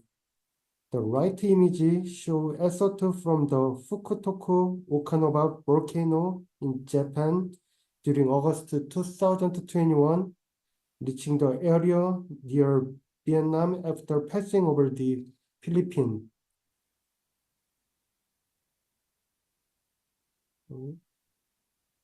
Therefore, we have been measuring atmospheric pollutant using various platforms because each platform has its own advantages and limitation.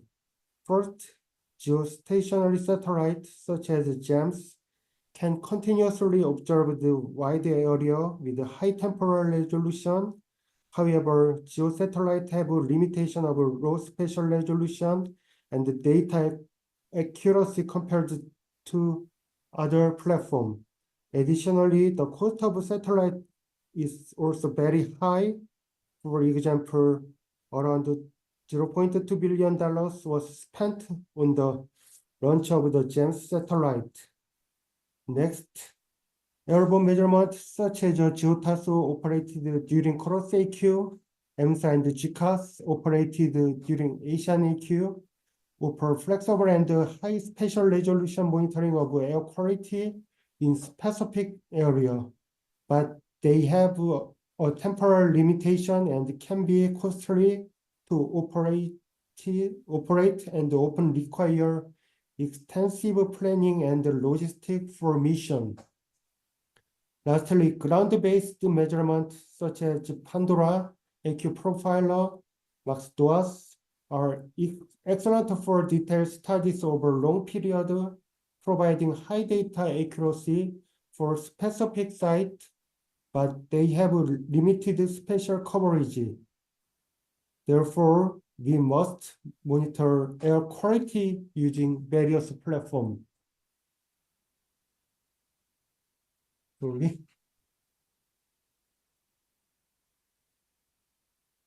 Okay, this figure shows the timeline of PACAP PAN establishment. In October 2020, NIR, COICA, ESCAP, and KECO signed the partnership for making PAN, and the first Pandora was installed in city Bangkok in early 2021, and even during the COVID-19 pandemic, totally 8 Pandora were installed in 4 countries, feature Cambodia, Indonesia, Mongolia, and Thailand. Dong and I have completed the installation of 9 Pandoras in Korea until September this year, separated from PAN.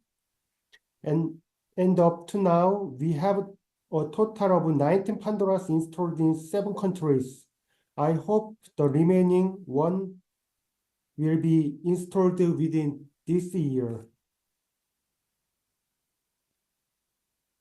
We still need to install 1 more unit, but throughout the PACAP project, we have installed a total of 20 Pandoras across 7 countries.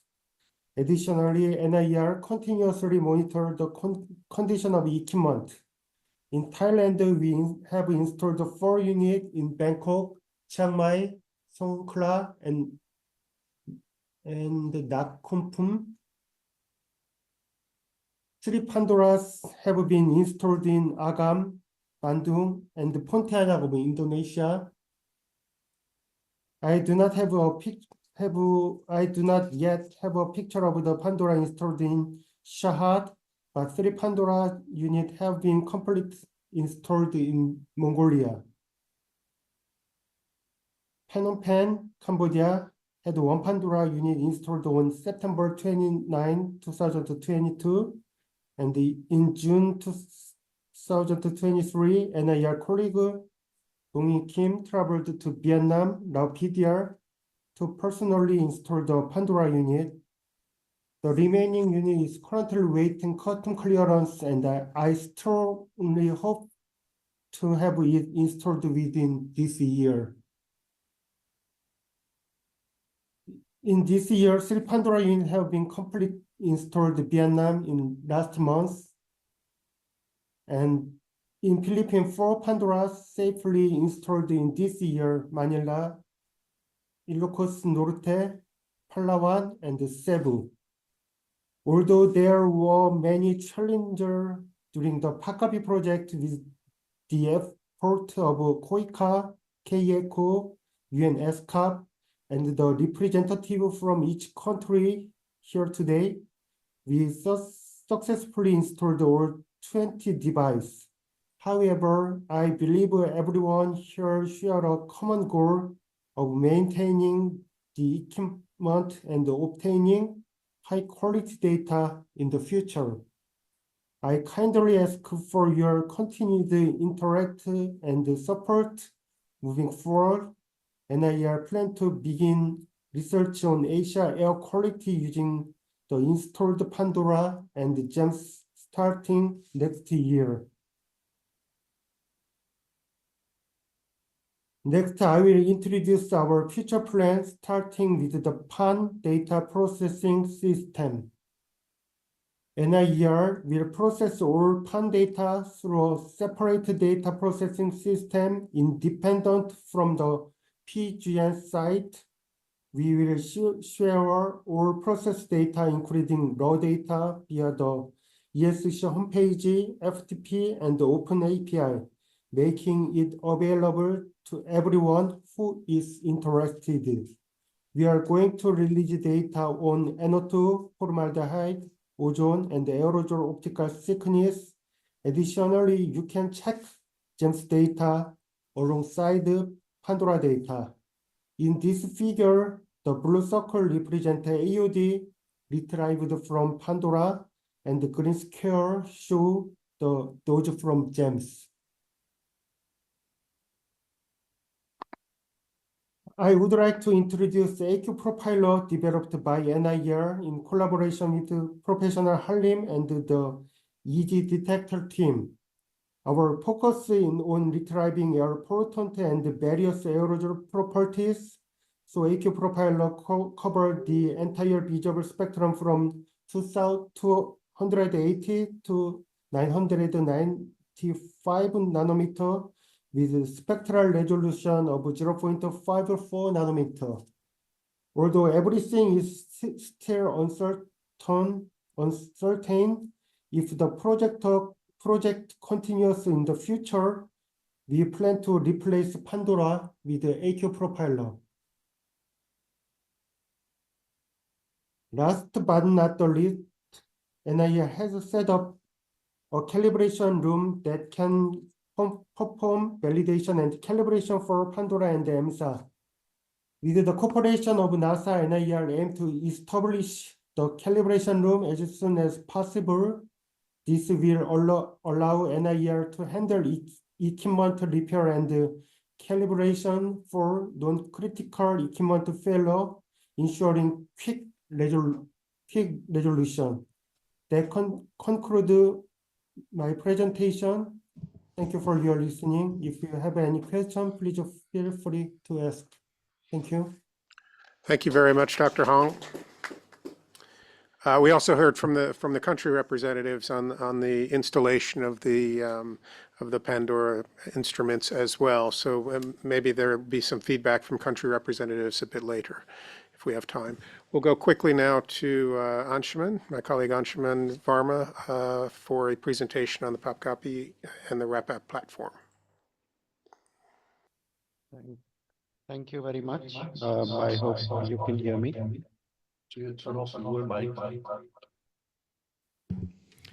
Okay, I hope you can continue to hear me. So please let me share my screen. I'm going to make this a quick presentation and really a forward-looking perspective on perhaps how we can take ahead some of the outcomes of the PopCopy GEMS project. If we just look at the context of the Asia Pacific region more broadly, I think all of you would be aware about the Regional Action Program on Air Pollution, or RAPAP, that was adopted by ESCAP member states at the 7th Committee on Environment and Development in 2022. This was negotiated and adopted under the auspices of ESCAP as the only regional legislative organ in the Asia Pacific region. And really drawing on the fact that while there are diverse sub-regional cooperation mechanisms on air pollution in the Asia Pacific region, like we have the Mali Declaration, we have NIACAP, we have the ASEAN Haze Agreement, we have ENET, but many of these mechanisms have limitations in terms of institutional mandates or geographical mandates, often in terms of financial and other capacities as well. So RAPAP was intended as an effort to address this bottleneck in regional cooperation and to really bring together member states and stakeholders to collaborate more closely on addressing this key challenge of air pollution. And I think at the core, RAPAP really represents the collective aspiration and consensus among countries in the region to address air pollution. There are 5 action areas of RAPAP, focusing on air quality management, air quality monitoring and data sharing, best practices exchange, capacity building, and commitment to multilateral cooperation. We perceive that these action areas provide a direction and a greater focus to collective efforts in the region for addressing the problem of air pollution. And the PABGAPI project, I think, in its work has addressed several of these, including air quality monitoring, data sharing, capacity building, and so on. So it's been an important contributor to furthering the objectives of the Regional Action Program. Now, I'm happy to update that with financial support from donors like the Clean Air Fund and the Energy Foundation China, we are in the process of putting together what we're calling as a RAPAP partnership and coordination platform. Now, while as we have seen that there's a lot of diverse work on air pollution happening in the region, but at this point, there's really no one place that you could go to get information on what different stakeholders are doing and to what extent. So really in some cases, there's a lot of attention to a certain set of countries or in certain thematic areas, but through greater coordination and through greater partnerships, we can get what we can say, better bang for the buck, and make sure that our collective efforts to address air pollution are more coordinated, more harmonized, more synergistic, and can lead to more effective outcomes. So this RAPAP partnership and coordination platform, which we are hoping would be launched by the end of the first quarter of 2025, would serve as this platform to enable partnerships and coordination among existing multilateral, sub-regional, and multi-stakeholder cooperation mechanisms. It is intended to provide a repository of collaborative work on different projects, knowledge products, events, activities related to air pollution ongoing in the region. And at the end of that, really catalyze joint capacity building projects and activities on clean air, and thus scale up the impact of our joint actions. This would also be providing space to highlight the work done under the PABGAPI project. So this is a mock-up of the platform that we have put together at the current stage. We are going to have profiles of various stakeholders, projects, networks showcased on this platform, here you can see, and we would envisage to provide space to highlight the different outputs of the PABGAPI project, provide information on the project, the knowledge products that have been produced as part of the project, and the e-learning material. I think my colleague Dayan had spoken about the e-learning course of ESCAP with UNU that's been brought together. So that would be providing, there'd be space provided to showcase that product as well. So really, you can look upon this platform as a gateway to further and to enable more regional cooperation on air pollution in the region. And we do hope to showcase this upcoming online course in at the platform as well once it's launched. So let me keep this presentation short and hand over back to Kurt. Over to you. Thank you very much, Anshuman. Obviously, this platform will serve as a resource that complements the work that others have already presented today, and will be useful for both sharing the outputs of this project and other initiatives as well. We'd like to open the floor very quickly for feedback from country representatives. If you're still online, I can't see anyone's hand yet. But if there are any questions or comments on cooperation from country representatives, please just raise your hand or unmute your microphone and chime in.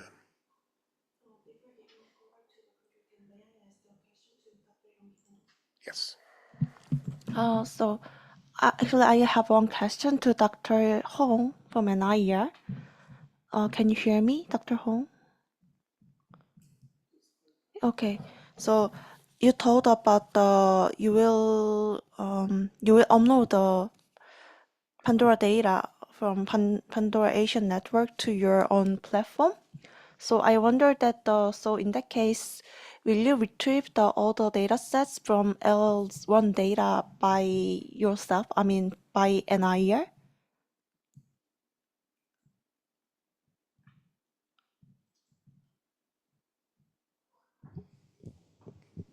Dr. Hong, are you still with us?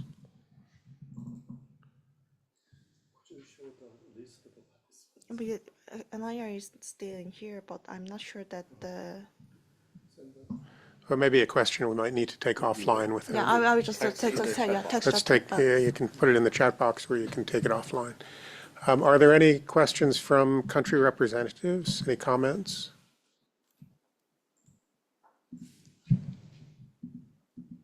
I see none, so maybe we'll go to the next and final presentation, the introduction of the Pandora Needs Assessment by Ms. Kyomin Shin from ESCAP.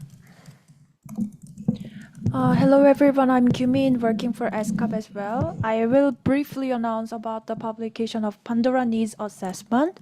For the last few months, we surveyed all the countries about their Pandora status, and now we have integrated all the materials and finalized the first draft. So we have some reasons for this publication. The first one, when we travel to other countries for the mission for installation of Pandora spectrometer, we realized that we really need the user-friendly manual for maintenance. So we developed the guidelines for the maintenance table and then put that in our publication. And secondly, we have many partners now, and then the situation is quite actively active. Like some countries already installed this month, and then will do in the future soon. So we need to share the updated information with all at the same time. So we also reflect on the updated information in our publication. And then third, we also found that there are many different operational issues from the Pandora spectrometer. So we also need to diagnose the issues from the Pandora spectrometer and also the operational issues. So you can also figure it out from our publication. And lastly, we would like to identify the specific requirements or the demands from each country. So I just put the gray box in our publication, and then it already includes the requirements from each country. So you can also check it out from our publication. So I really want to inform you that you can please take a look and then review it and send your feedback until 5th of January 2024 next year, after you spend the holidays with holidays with your family and friends. Thank you very much. Thank you very much. Again, country representatives, should you have any questions, comments, please feel free to reach out directly. I think it's especially important in the area of data sharing and assessment to identify the needs from countries. So we do need to hear directly from you both on the assessment as well as supplemental or subsequent activities after this project comes to a conclusion. Speaking of conclusions, I will turn it over to Sang-Min for the concluding session. Thank you, Kurt. I guess all our participants are ready to take a rest from this long online session. Yesterday, my phone, showed me photo of today. So it was a photo took 5 years ago, and so yesterday about 2019. So here, Dr. Hong Hyung-ki, Dr. Jang Im-seok, and then Professor Kim Jun, they visited the ESCAP to speak about the planned launch of GEMS.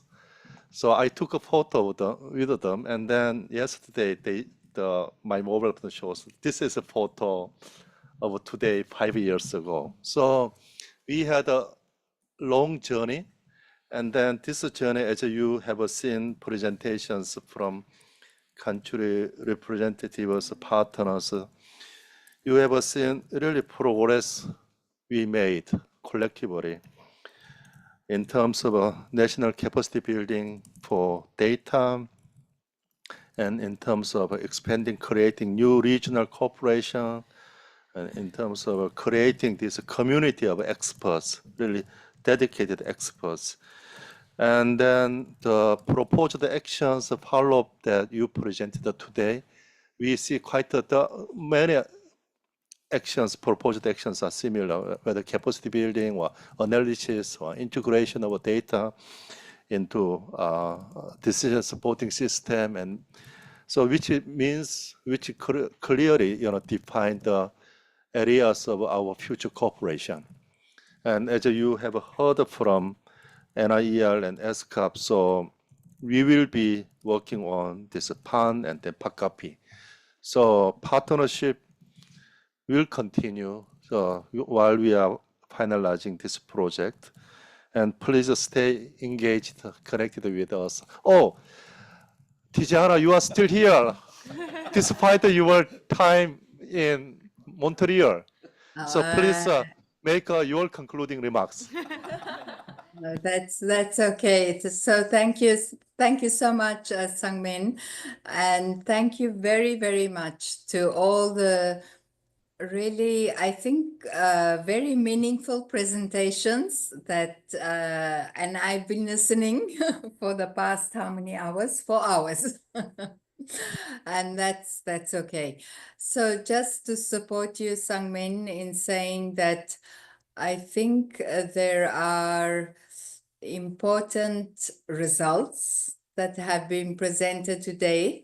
There are challenges, and I think we need to move forward together, all of us in partnership, on ensuring that the results and the stock taking of what we did today can be further implemented. So just wanted to express this voice of thanks, and hope that we can move forward together in a good way. Thank you. Thank you. Now this wrap-up meeting is being concluded. Have a nice weekend, everybody, and then Happy New Year. Thank you.